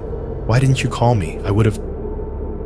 My mom's voice came faintly in the background, asking if I was hurt, crying. The sound blurred. I tried to answer them, to explain, but the words came out tangled and thin. I thought it was safer, I kept saying. He had a county truck. He said there was a station. I didn't know. My dad exhaled hard into the phone, the kind of exhausted, furious sound that meant he had moved past shouting into some deeper, quieter anger, mostly at the world, a little at me, and a lot at whatever man in whatever truck had made this phone call necessary. We're coming in the morning, he said finally. As soon as the road's open, you stay there. Don't go anywhere with anyone who isn't wearing a uniform. You understand me?" I said I did. When I hung up, the fluorescent light buzzed a little louder, or maybe I just noticed it more. The vending machine hummed. Somewhere down the hall, a printer spat out a report, page by page. The blanket around my shoulders was warm. The coffee in my hands was still terrible. The normal sounds of the station wrapped around the story I had just told, trying to file its edges down into something that would fit on a clipboard.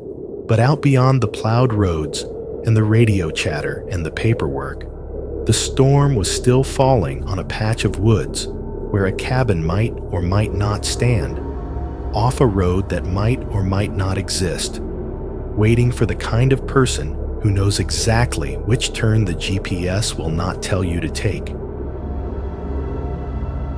They did not let me sleep much. I do not know how many hours passed between the break room and the next round of questions. Time in that fluorescent space was just stretches of humming light and lukewarm coffee, and the occasional officer stepping in to ask the same things in slightly different ways. At some point, the sky outside the narrow station windows shifted from black to that flat, dirty white that means the storm is still there, just tired. The radio chatter changed too. Less about stranded cars, more about plows and salt trucks and downed lines. Eventually, someone told me they were ready to go look. Conditions are a little better, the older officer from the house said. Plows have been out on the main. We'll take you back toward where you say he picked you up. See what we can see. My parents were somewhere on the road by then, crawling their way from Cincinnati in a car that handled snow better than mine, but not by much. The idea of them out in this mess made my stomach knot, but the officers insisted they would meet us at the station later. For now, I was evidence. They loaded me into the front seat this time, not the back. It felt strange, like I had been promoted without earning it. The blanket came with me, wrapped around my shoulders. My knee throbbed under the bandage they had taped over it in the small exam room. Nothing broken, they said, just a nasty bruise and some torn skin. The chains on the cruiser's tires clinked as we pulled away from the station, a steady metallic chorus with every rotation.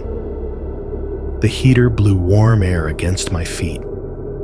The radio hissed and chattered in between bursts of static.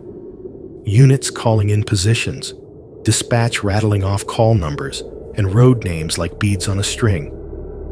They took me first to the rest area. In daylight, it looked smaller. The same low concrete restroom building sat where I remembered it. Its cinder block walls a depressing shade of beige under a skin of dirty snow.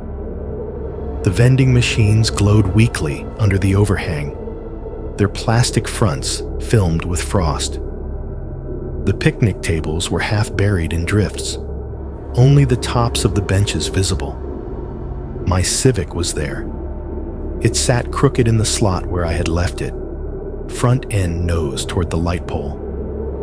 Snow had drifted up around the wheels, halfway up the doors, but the shape was intact. The windows were glazed with rime. It looked weirdly peaceful, like a car in a commercial about winter tires. "That yours?" the younger officer asked. I nodded.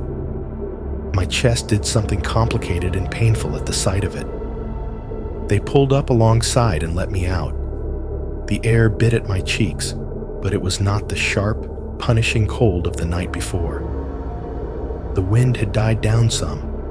Snow still fell, but slower now, lazy flakes drifting down instead of sideways bullets. A plow had come through recently. A wide lane of packed snow and scraped ice cut through the lot, curving around the building and back to the exit. The older officer nodded toward the cleared lane. "Truck tracks everywhere," he said.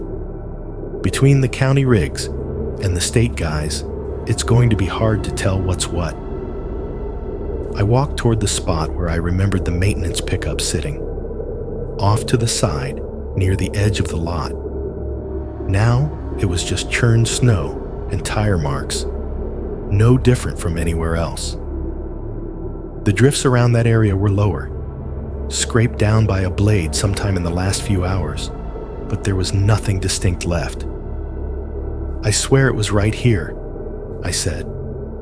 My voice sounded smaller than I wanted it to. "Half buried, light bar, county logo. I saw it before I fell asleep." "I'm not saying you didn't," the older officer replied. "But with this much snow, this many passes?" He gestured at the ground. "Tracks don't last long. Footprints were worse. Where there had been crisp impressions the night before, mine, his, whoever had walked up to my bumper, there was now just a rough, pitted surface.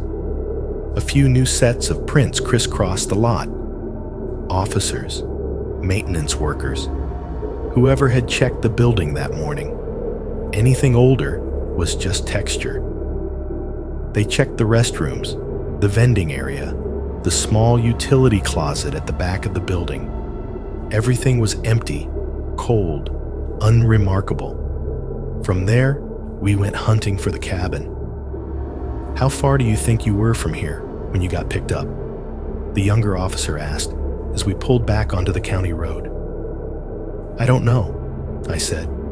"It felt like 20 minutes, maybe, but I was half asleep, and the roads were worse then." He nodded, eyes on the windshield, following the tire-scarred path the plows had made. The world in daylight was a completely different place. What had been a claustrophobic tunnel of dark trees and white walls now stretched out into a landscape that, while still bleak, at least had edges. Fields rolled out beyond the roadside ditches, flat and unbroken, punctuated by the occasional fence post or lone tree. Houses appeared now and then, set back from the road, their roofs piled with snow, smoke curling from a few chimneys. The exits and side roads I remembered in blurred patches were sharper now. Green signs with actual words, county markers, the occasional mailbox leaning drunkenly under the weight of snow on its flag. "We'll run the route you say he took," the older officer said. "You tell us if anything looks familiar."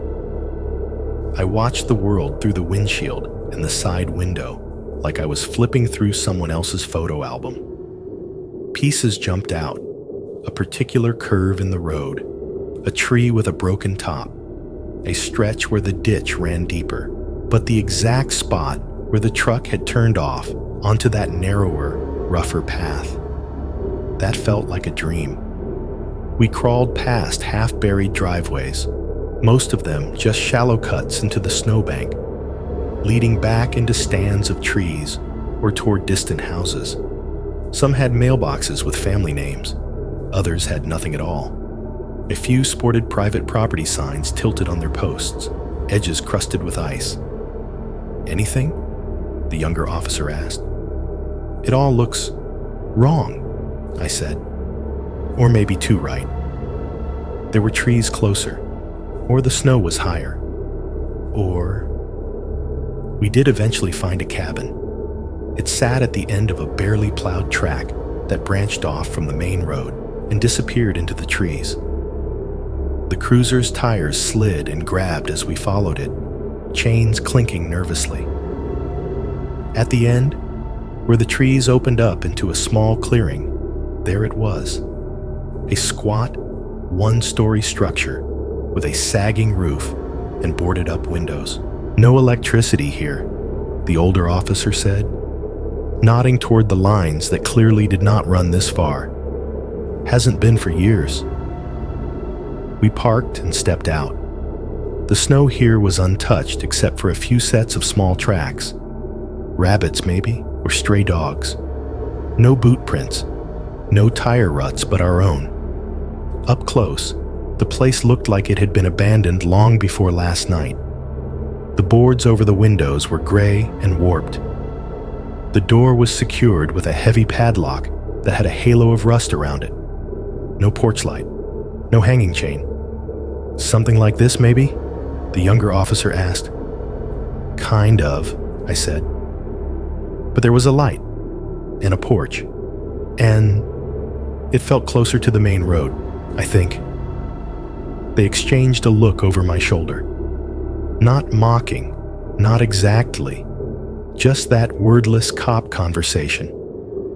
We are trying, but this is smoke. On the way back out to the highway, they kept their speed low, eyes scanning the tree line.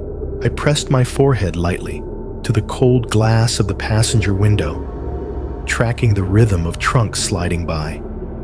My head throbbed with every bump. Sometimes, the older officer said carefully, when people go through something like that, their memory stitches things together, fills in blanks. You were scared, tired, maybe a little hypothermic. The mind does strange things under stress. I know what I saw, I replied, sharper than I meant to, then softer. I know what I felt. I'm not saying you're lying, he said.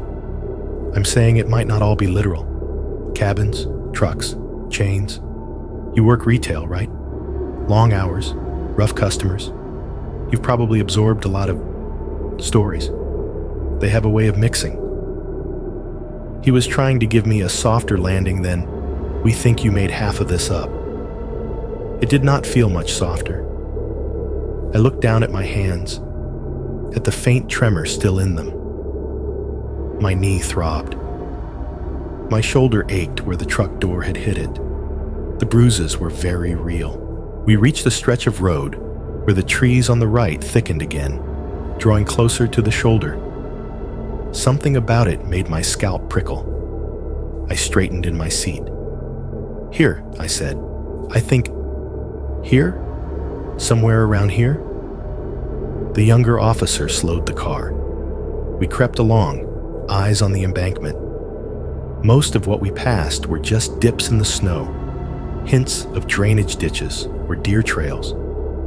Then, as we rounded a slight bend, I saw it.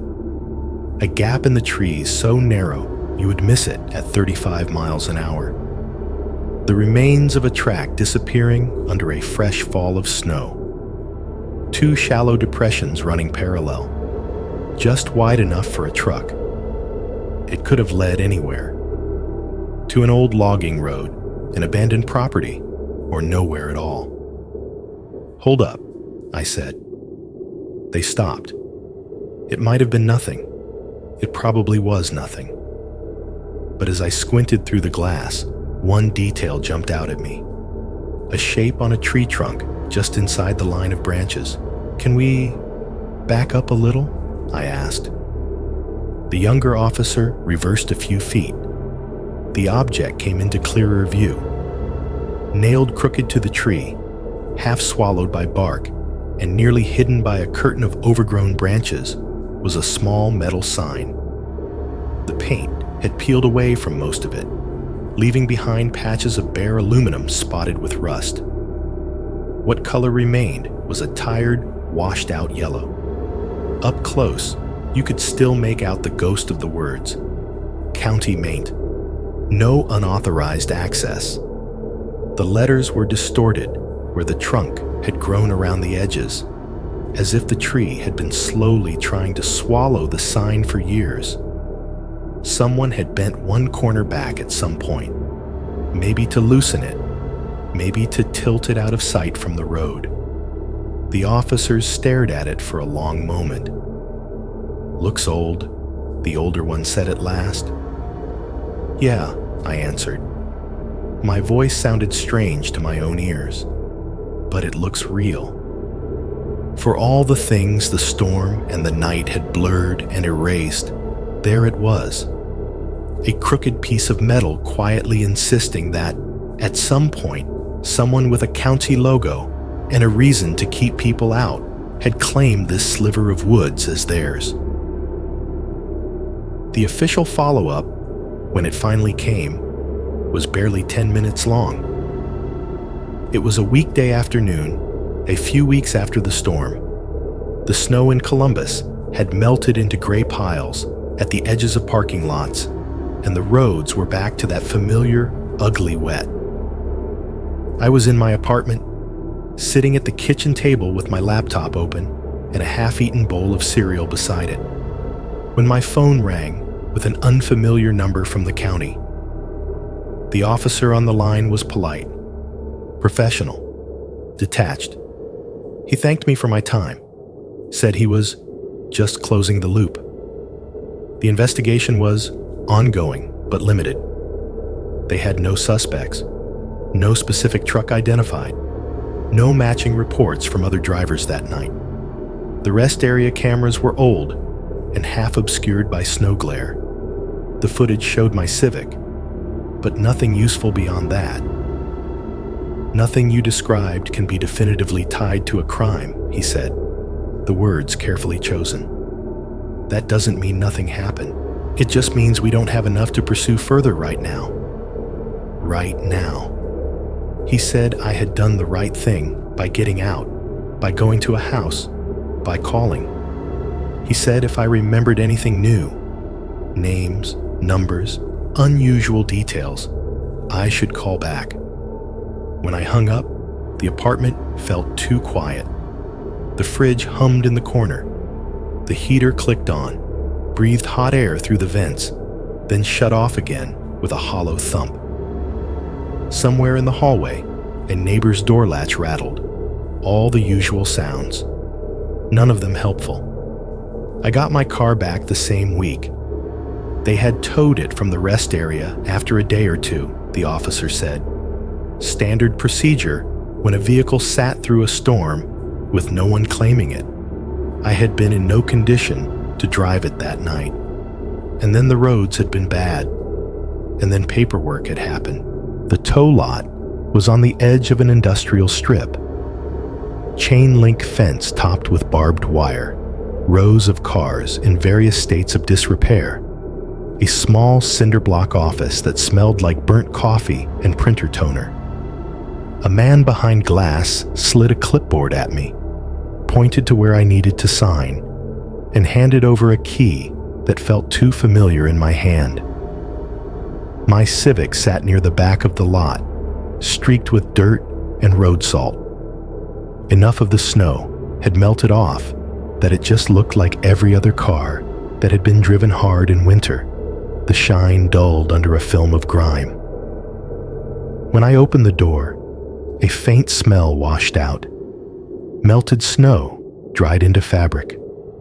Old air freshener, the specific stale scent of a car that has been closed up too long. There was a thin layer of dust on the dashboard. My fast food receipts were still crumpled in the cup holder. The vent mount for my phone was exactly where I had left it, turned slightly toward the driver's seat. On the seat itself lay a small rectangle of bright paper. County warning notice. It was zip-tied to the headrest, the corners curled from the cold. A printed form with boxes checked off in thick pen. Vehicle appears abandoned. Risk of plow damage. Contact information listed. At the bottom, in neat block letters, a timestamp. Issued 2347, 31 DEC. The same night. Long after I had left the car sitting here in the dark with the heat off. I stared at that time for a long minute, feeling my throat tighten. Someone had been close enough to my car to tag it, close enough to circle it, lean in, loop a zip tie through the headrest, write on the form. Someone with a county tag book and a pen, and a reason to mark vehicles as abandoned. I took the paper with me, folded it carefully, slipped it into the back of my notebook later like it was a photograph. The weeks after that were a blur of regular life on top and something else underneath. I went back to work. The store's fluorescent lights buzzed overhead. Carts squeaked. The intercom called back up to the front lanes every 10 minutes. like nothing unusual had ever happened to anyone who wore a red polo and a name tag. Customers complained about prices and lines and the weather. Co-workers gossiped in the break room over burnt coffee and microwaved leftovers. On paper, my life was exactly what it had been before the drive. Underneath, my head was somewhere else. I started trying to draw the cabin. It started as a way to get it out of my head. I would sit at my kitchen table late at night with a cheap spiral notebook and a ballpoint pen, the laptop screen casting a cold glow over the page, and I would try to pin the details down. Roof pitch, porch width, window placement, the angle of the hanging chain, the exact height of the step where he had stood when he told me his brother was inside. My first attempts came out wrong. The lines were too clean, too square, like a child's drawing of a house. The window ended up in the center instead of slightly to the left. The chain looked like a rope. Each revision got closer. I would close my eyes and put myself back there.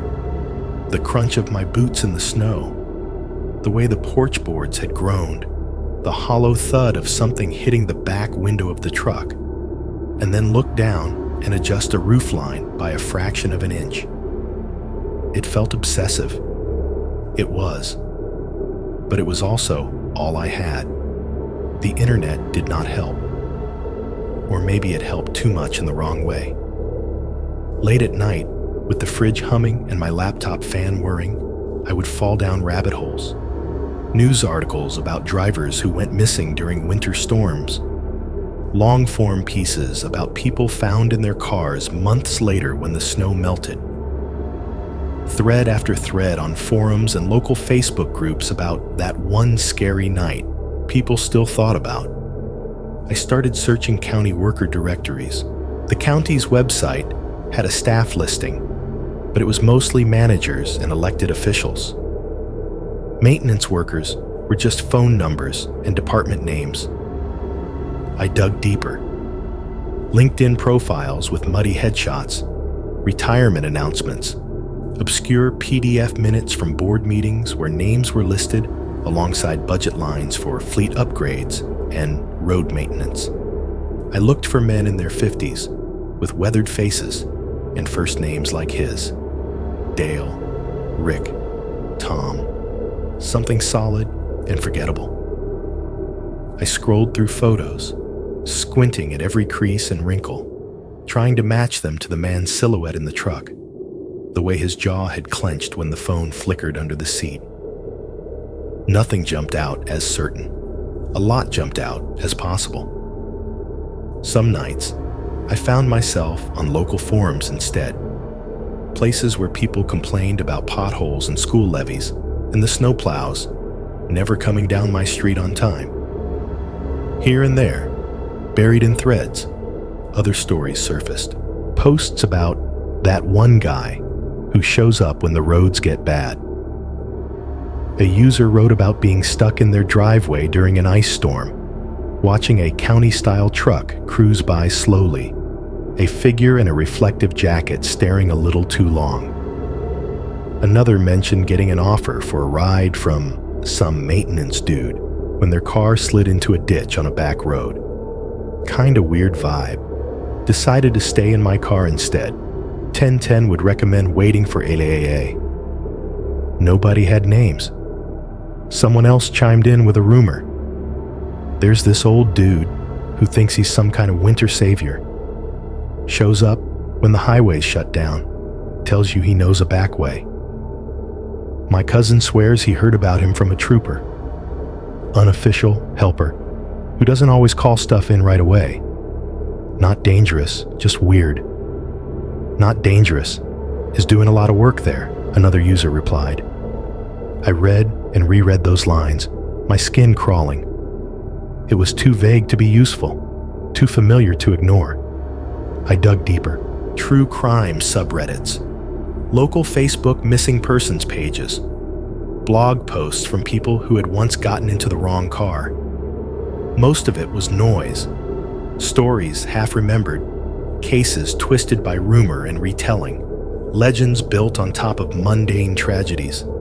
But late one night, somewhere around 2 in the morning, when my eyes were burning and my shoulders ached from hunching over the keyboard, I found a thread that made the bottom of my stomach drop. It was on a small local subreddit, a post from 4 or 5 years back. The title was simple: "Anyone remember that girl who went missing on 71 on New Year's Eve?" The original poster was asking about an old case, trying to find an article they remembered reading. The comments were a mix of speculation and shrugs. Some people thought the girl had just run away. Others blamed the weather. One comment, midway down, had been downvoted a little, like people were not sure what to do with it. Last anybody heard, she was waiting in her car during a storm, the user wrote. Some truck picked her up, supposedly heading to a fire station. She never made it. No link, no name, no follow-up. Just that line. The fridge cycled off behind me. For a second, the apartment went perfectly still, like the building had taken a breath and forgotten to let it out. The glow of the laptop screen felt too bright on my face. The cursor blinked in the comment box where I had started to type, and then deleted. Do you remember anything about the truck? By the time I'm actually typing this, the year on my laptop is 3 New Year's Eves away from the one that night happened. The apartment is different. The job is different. The car is different. But the sounds are the same. I am in Columbus again. East side, 3rd floor instead of 2nd. The view out my window is a parking lot instead of a side street, and the only tree I can see is one of those sad, decorative things they stick between dumpsters and call landscaping. The snow out there tonight is light, nothing like the storm from that year, but it is enough that the city has sent the plows out. Every so often, one of them drifts past under my window, blade down, and that scraping, grinding sound comes up through the glass and straight into my spine. The inside noise is familiar. The fridge hums a little louder than it should, like the compressor is working too hard. The heater kicks on with a hollow boom in the baseboards, blows for a while, then stops and leaves a weird, pressurized quiet behind it. Somewhere upstairs, someone's TV is going. Muted explosions and laughter I cannot quite make out. My laptop fan whirs gently under my wrists, hot on the left side where the processor lives. Every winter since that night, the first time I hear a plow blade catch on the street at 3 in the morning, my body goes rigid before my brain knows why. It is half muscle memory, half something deeper.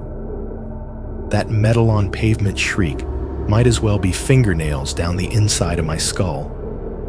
The sound drags me back into a truck cab that smells like cigarettes and stale coffee, light bar flashing against snow that is not there anymore. I changed jobs the year after it happened. Retail had already been grinding me down, but something about going back to the store after the storm, the fluorescent buzz, the squeak of carts, the broken people who got angry about 5-cent coupons, made it feel untenable. Every late shift, every winter night that I walked out into the parking lot and saw a plow cruising by, I could feel my chest tightening. Now I sit in an office park in a generic building with gray carpet and a Keurig that is always out of the good pods. I answer emails. I reconcile numbers. I nod through meetings about Q1 projections. On paper, it is an upgrade. The chairs are better. The hours are regular. The worst thing that usually happens in a day is someone sending an all-staff email reply by accident. None of that changed the fact that I do not drive in heavy snow anymore. If the forecast says winter storm warning, I make excuses. I work from home if I can. If I cannot, I leave early and let my car crawl along with everyone else's. Hands white-knuckled on the wheel, shoulders knotted, watching every truck that passes me in the mirror until its taillights are gone. My friends laugh sometimes, call me overcautious. They post pictures of themselves having fun in bad weather, sliding around empty parking lots, digging their cars out like it is a cute challenge.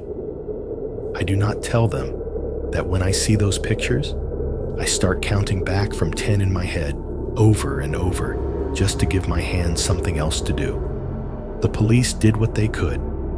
My parents did what they could. The report exists with my name and my bad description of his face and the rough timestamps of when and where. But an ongoing but limited investigation is polite language for we are not looking very hard anymore. Life moved on for them. The storm ended.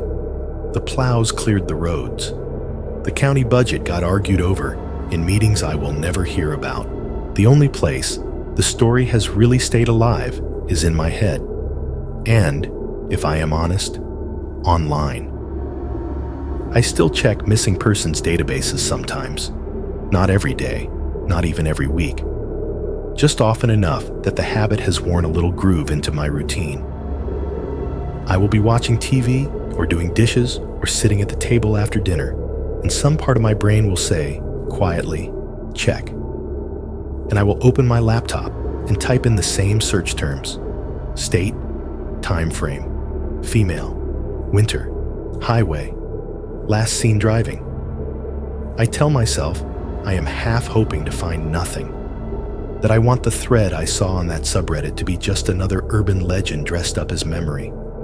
But when the results load, when rows of faces appear with grainy photos and sad little blurbs underneath, there is another piece of me that is braced for recognition, waiting for a jawline or a hairstyle or a set of eyes that looks like it could belong to someone who left her car in a storm and never got where she was going. So far, there is no one I can say with certainty is his.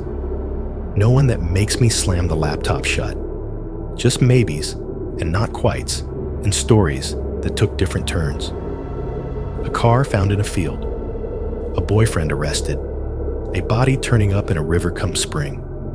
It is the gaps that bother me. The ones that just say, vehicle later located, unoccupied. Right now, as I am typing this, the cursor is blinking in a window that is not a police report, not an official statement, not an email to someone with a badge. It is a submission form for one of those horror channels on YouTube, the kind where a calm voice tells other people's nightmares over stock footage and ambient music. On some level, I know how that looks. I can hear the comments already. Why is she sending this to a storytime channel instead of the cops? Fake. Creepypasta. The answer is not satisfying. Part of it is that I have already given this to the people who are supposed to handle it. They filed it. They poked at it. They shrugged at the parts that did not fit into their boxes. I am not saying they were lazy or cruel. They just speak a different language.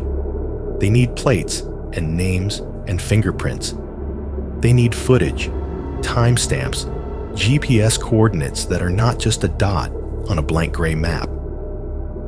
What I have is a feeling in my chest when I hear a plow blade at night, and the memory of a man who knew my nickname without being told. So I am giving it to the kind of people who live inside stories. Maybe someone listening to this, halfway across the country, will recognize something. The tone of his voice, the way he talked about stupid stranded drivers, the half-abandoned rest area with a bathroom light that is always on. Maybe someone saw a truck like that pull off behind them once and decided not to take the ride, and has been wondering ever since if they were paranoid. Or maybe no one will. Maybe it will just be one more story that people listen to in bed with their box fan humming, or in a parked car outside a 24-hour store, heater ticking as snow falls light and harmless outside. Something they can close when it is over and forget about by morning. Either way, it feels like a record, a marker, a way of saying, this happened, or something so close to it that my brain insists on replaying it every time the weather app flashes that little snowflake icon. I keep a paper map in my glove compartment now, an actual folded thing with creases that are already starting to tear at the corners. I bought it from a gas station rack on a day when it was 20 degrees and sunny, the clerk giving me a look like I was buying a rotary phone. It covers the whole state. The roads laid out in neat red and black lines, every exit labeled, every county boundary drawn.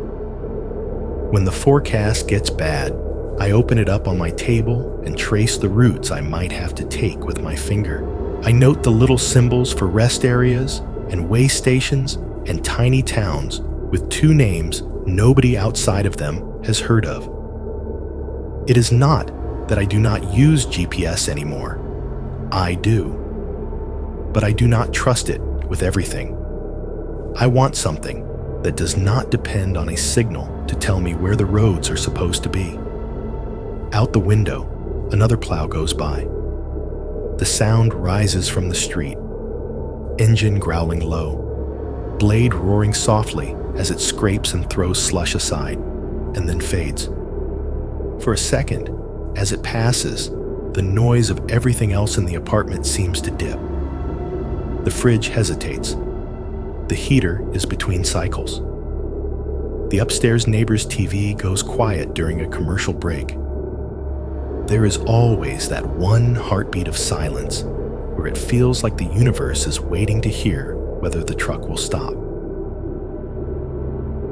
The thing that finally pushed me from, maybe I should write this down someday, to I am typing it out right now, did not happen years ago in a snowstorm. It happened a few weeks ago on a Tuesday when the sky over Columbus was just a dull gray, and the worst thing anyone was talking about at work was a coming cold snap. It was around 8 in the evening. I was on my couch in sweatpants, half watching some cooking show and half scrolling through my phone, that mindless nighttime drift where nothing really sticks.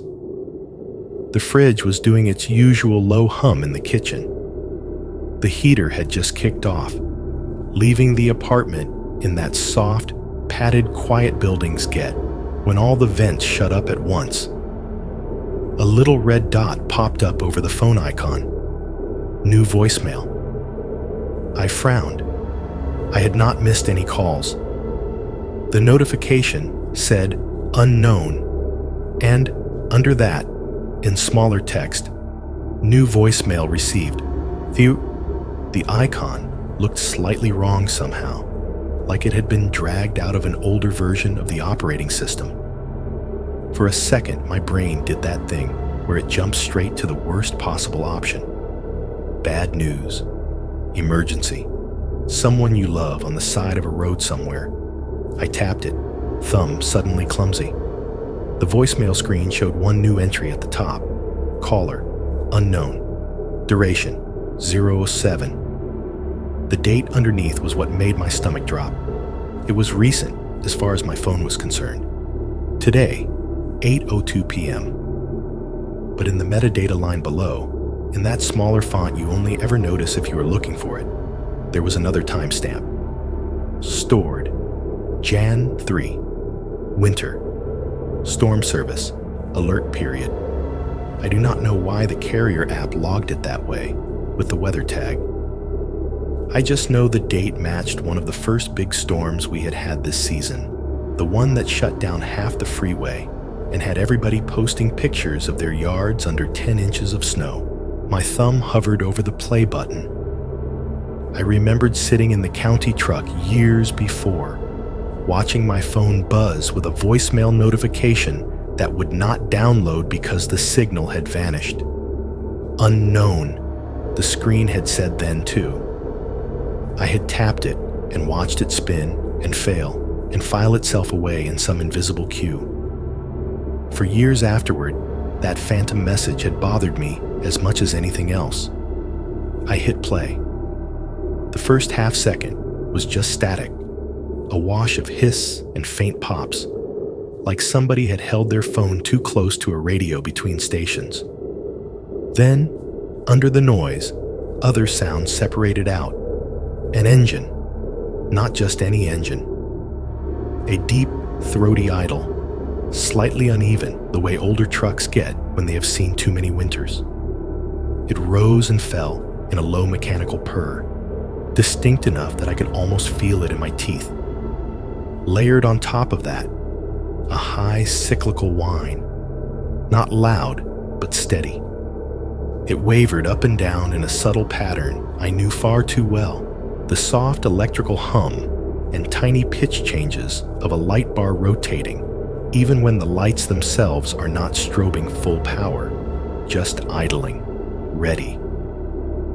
And, scraping gently across the top of it all, the rhythmic squeal of old windshield wipers. Not the smooth, quiet swish of new blades on clean glass, but the juddering slide of rubber, skipping over half-frozen slush. Every pass, a little complaint.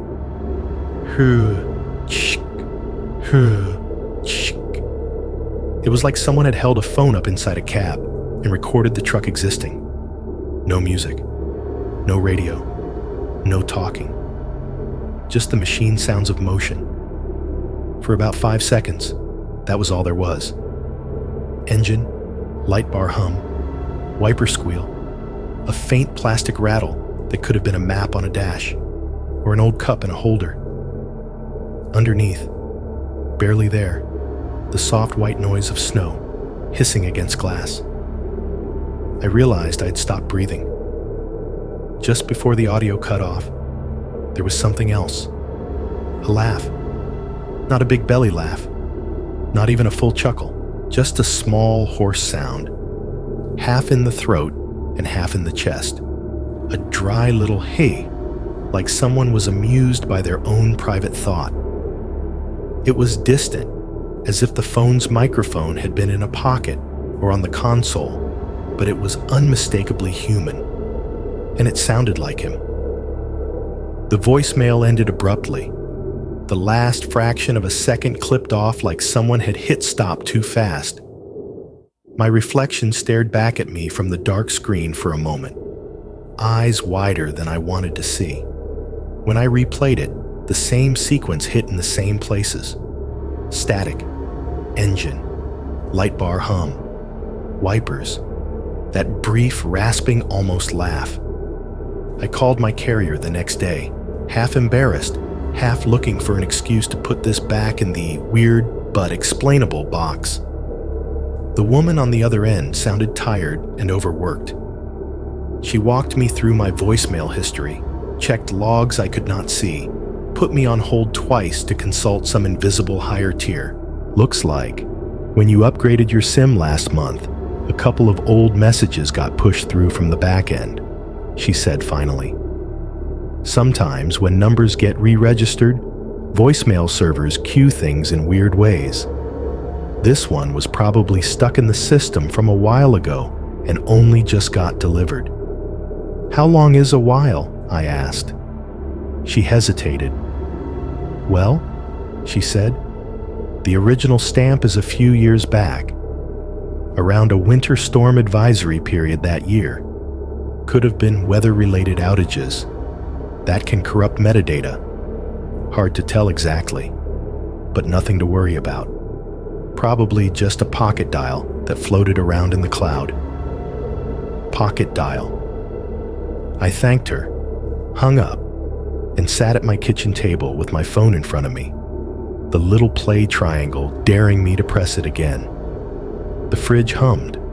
The heater kicked on, rattling the vent. If it was just a random recorded chunk of road noise from someone else's life, there was no reason it should make every muscle in my back tense. No reason the sound of those wipers should line up so perfectly with the rhythm my brain remembered from that night. No reason that laugh should sound like my memory of his, filtered through years and fear. It could have been coincidence.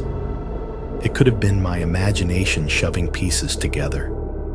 Or it could have been exactly what it seemed. A message squeezed through some glitchy pipe in the network years late, carrying the voice print of a truck I never reported by plate or unit number. A week after that voicemail hit my phone, the first real snowfall of the year rolled into the city. It was not a blizzard, not like the one on the highway, but it was enough to turn the parking lot outside my building into a white field and to put that certain edge in people's driving. I watched it start from my window. Flakes thickening from powder to clumps, streetlights turning into fuzzy halos. It was close to midnight when I finally shut my laptop. The apartment was quiet. The TV was off. Only the low background noises remained. The fridge's intermittent whir, the click of the heater cycling, a faint plumbing groan in the wall. Then another sound joined them. An engine, low and steady, not quite like the smaller cars that usually rolled through the lot. I went to the window without really deciding to, pulled the curtain aside with 2 fingers and peered down into the snow glow. A truck sat at the curb across from my building, not directly under my window, but close enough that I could see the outlines clearly. Boxy front, raised suspension, a light bar on the roof, dark for now. Faded county markings on the door, washed out to a lighter shade by street salt and time. It idled there, exhaust puffing in slow, white clouds from the tailpipe. The cab windows had a slight tint, just enough that the driver's face was an anonymous oval in shadow. No plow blade on the front, not tonight. Just the truck, sitting, doing nothing in particular. I watched it. It did not move. No one got out. The light bar stayed off, a silent waiting thing. The engine note rose and fell minutely, the way it does when someone taps the accelerator just to keep the engine engaged. Maybe he was on his route, I told myself. Maybe he had stopped to check a map, or to enter something into a tablet, or to drink coffee out of a dented thermos. Maybe he was texting someone. Storm's not that bad here. While his truck idled under my window, he stayed there longer than seemed necessary. 1 minute, 2, 3. Long enough that my eyes started to sting from not blinking. Long enough that my breath fogged the glass in front of my face and cleared and fogged again. Then slowly, the truck's brake lights flared red. It shifted into gear, eased away from the curb, and rolled down the street. The light bar stayed dark. It passed under the next street light, the county logo on the door flashing into brief clarity and back out again. For that second, if I had been braver, or closer, or less sane, I might have been able to read the unit number. I did not. I just stood there, hand on the cold window, listening as the sound of the engine got smaller and smaller, the scrape of its tires against the thin snow fading into the city's background hum until it was indistinguishable from any other machine. Somewhere between the moment it turned the corner and the moment my heater kicked off again, I decided that whatever this is, it is going to keep circling my life whether I write it down or not. So I opened my laptop, pulled up the Horror Channel's submission page, and started with, "This happened to me on New Year's Eve, a few winters ago." If you have listened this far, I want you to picture where you are right now. You in your car in some half-empty lot, heater ticking as it tries to keep up, windshield fogged at the corners, your phone propped up on the dash, throwing cold light across your hands. A few other cars scattered around you, windows dark, everyone minding their own business, everyone thinking they are alone. You in your bed, AC humming or box fan rattling in the corner because you need some kind of noise to fall asleep. Your curtains breathing a little every time the building exhales. Your phone face up on the nightstand. The glow of this video, the only movement in the room. You on your couch, the fridge cycling in the kitchen, the taste of whatever you last ate still clinging to the air.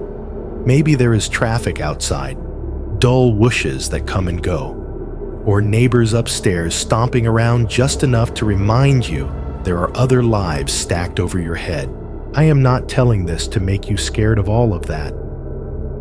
I am not telling you to never accept help, never drive in the snow, never roll your window down for anyone in a reflective jacket.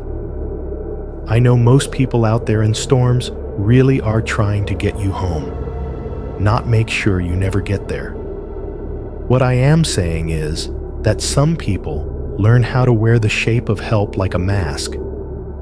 They learn the right logos to paint on the doors. They collect the right tags to hang from rearview mirrors, the right stickers to slap on tailgates. They learn the exact tone that sounds official without being too stiff. The way to say, "You'll freeze out here," like it is just concern, not rehearsal. They figure out which words people want to hear when they are scared and trapped, and the weather is worse than the forecast said it would be. They build a whole costume out of it, and if the night is bad enough, and the snow is falling hard enough, and your phone says, "No service," in the top corner where the bars should be, that costume is sometimes all you have to go on.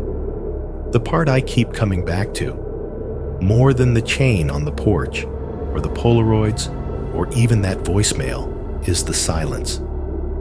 Every place has one if you pay attention. In my apartment, it is that moment when the heater stops blowing, but the fridge has not kicked on yet. When the upstairs neighbor's TV hits a scene with no music, no shouting. When the building settles between cycles and, for 1 second, the constant background hum of ducts and compressors and fans just dies. In a car, it is when you park and kill the engine and have not turned the radio on yet.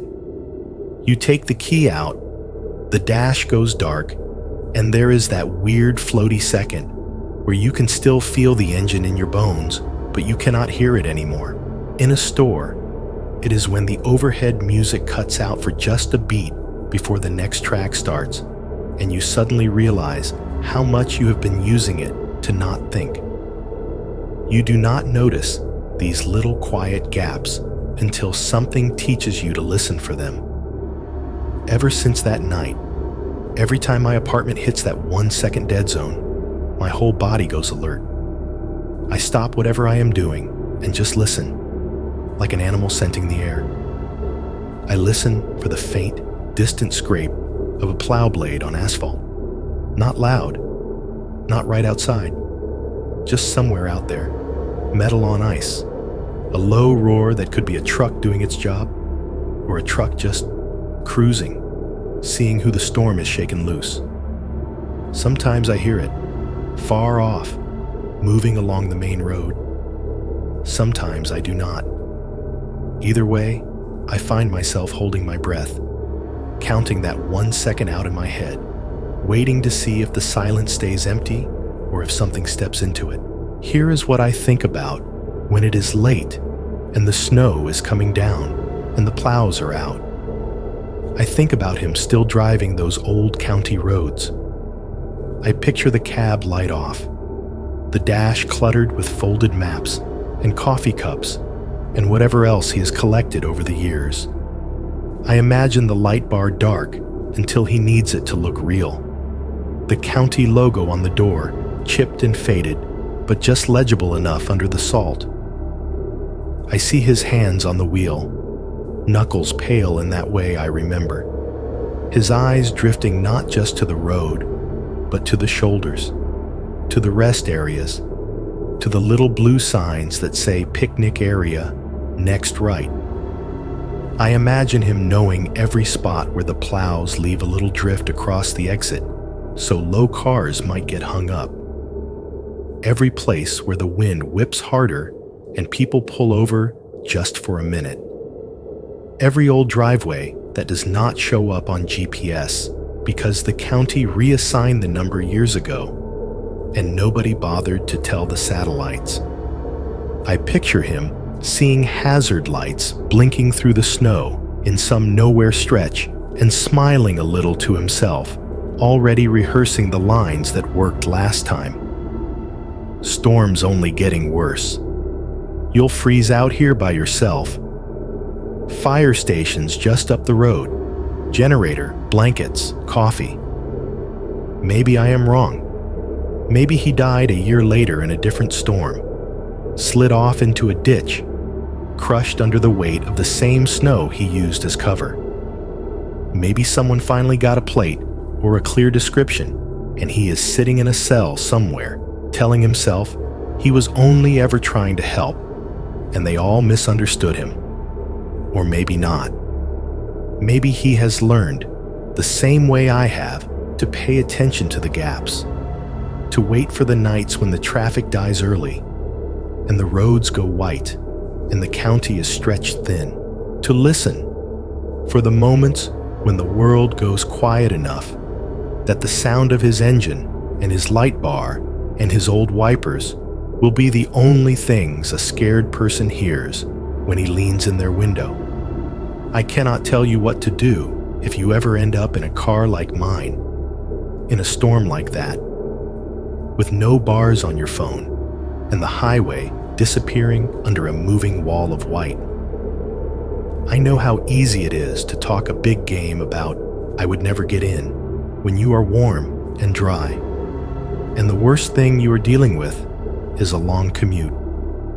All I can tell you is this: if you ever find yourself pulled over in a storm and a truck with a light bar rolls up beside you with just the right words ready, just listen. Not to what he says. Listen to what you hear when he leans in your window. The engine. Does it sound like it has been idling out here for longer than makes sense? The little slosh of liquid somewhere it should not be. Bottle knocking around under the seat. Flask in the console. Breath that smells more like stale whiskey than stale coffee. The creak of his boots in the snow. Do they sound like someone who just climbed out of a warm cab? Or someone who has been pacing in circles, wearing a pattern into the same patch of ground? Look at the logos, sure. Look at the jacket. But remember that it is not that hard to put on someone else's uniform if you care more about what it gets you than what it means. Some people are not trying to get you home. Some people are trying to find the places where no one will notice when you do not. I do not have a lesson that makes this neat. I do not have a moral that turns the fear into something you can put down when the video ends. All I have is what happened, and the way it has wired itself into the quiet parts of my life. Right now, as I finish this, the cursor is at the end of this sentence in an email draft addressed to a channel I have never met. My finger is hovering over the mouse, over the little word "send." The fridge has been humming steadily for the last minute. The heater has been blowing, a constant low rush in the vents. Somewhere upstairs, my neighbor's TV has a laugh track running, canned laughter spilling through the ceiling like artificial warmth. I click. For a moment, just as my email leaves my screen and disappears into whatever system waits for it, all of it stops. The heater cuts off mid-breath. The fridge compressor clicks and dies. The laugh track upstairs hits a pause between scenes. One heavy second of absolute unnatural quiet settles over the apartment. In that pocket of silence, before the building remembers how to breathe again, I think I hear it. Far away at first, then closer. A faint, familiar scrape of metal on icy pavement, like a plow blade, or something very much like one, just beginning its pass down a road I cannot see.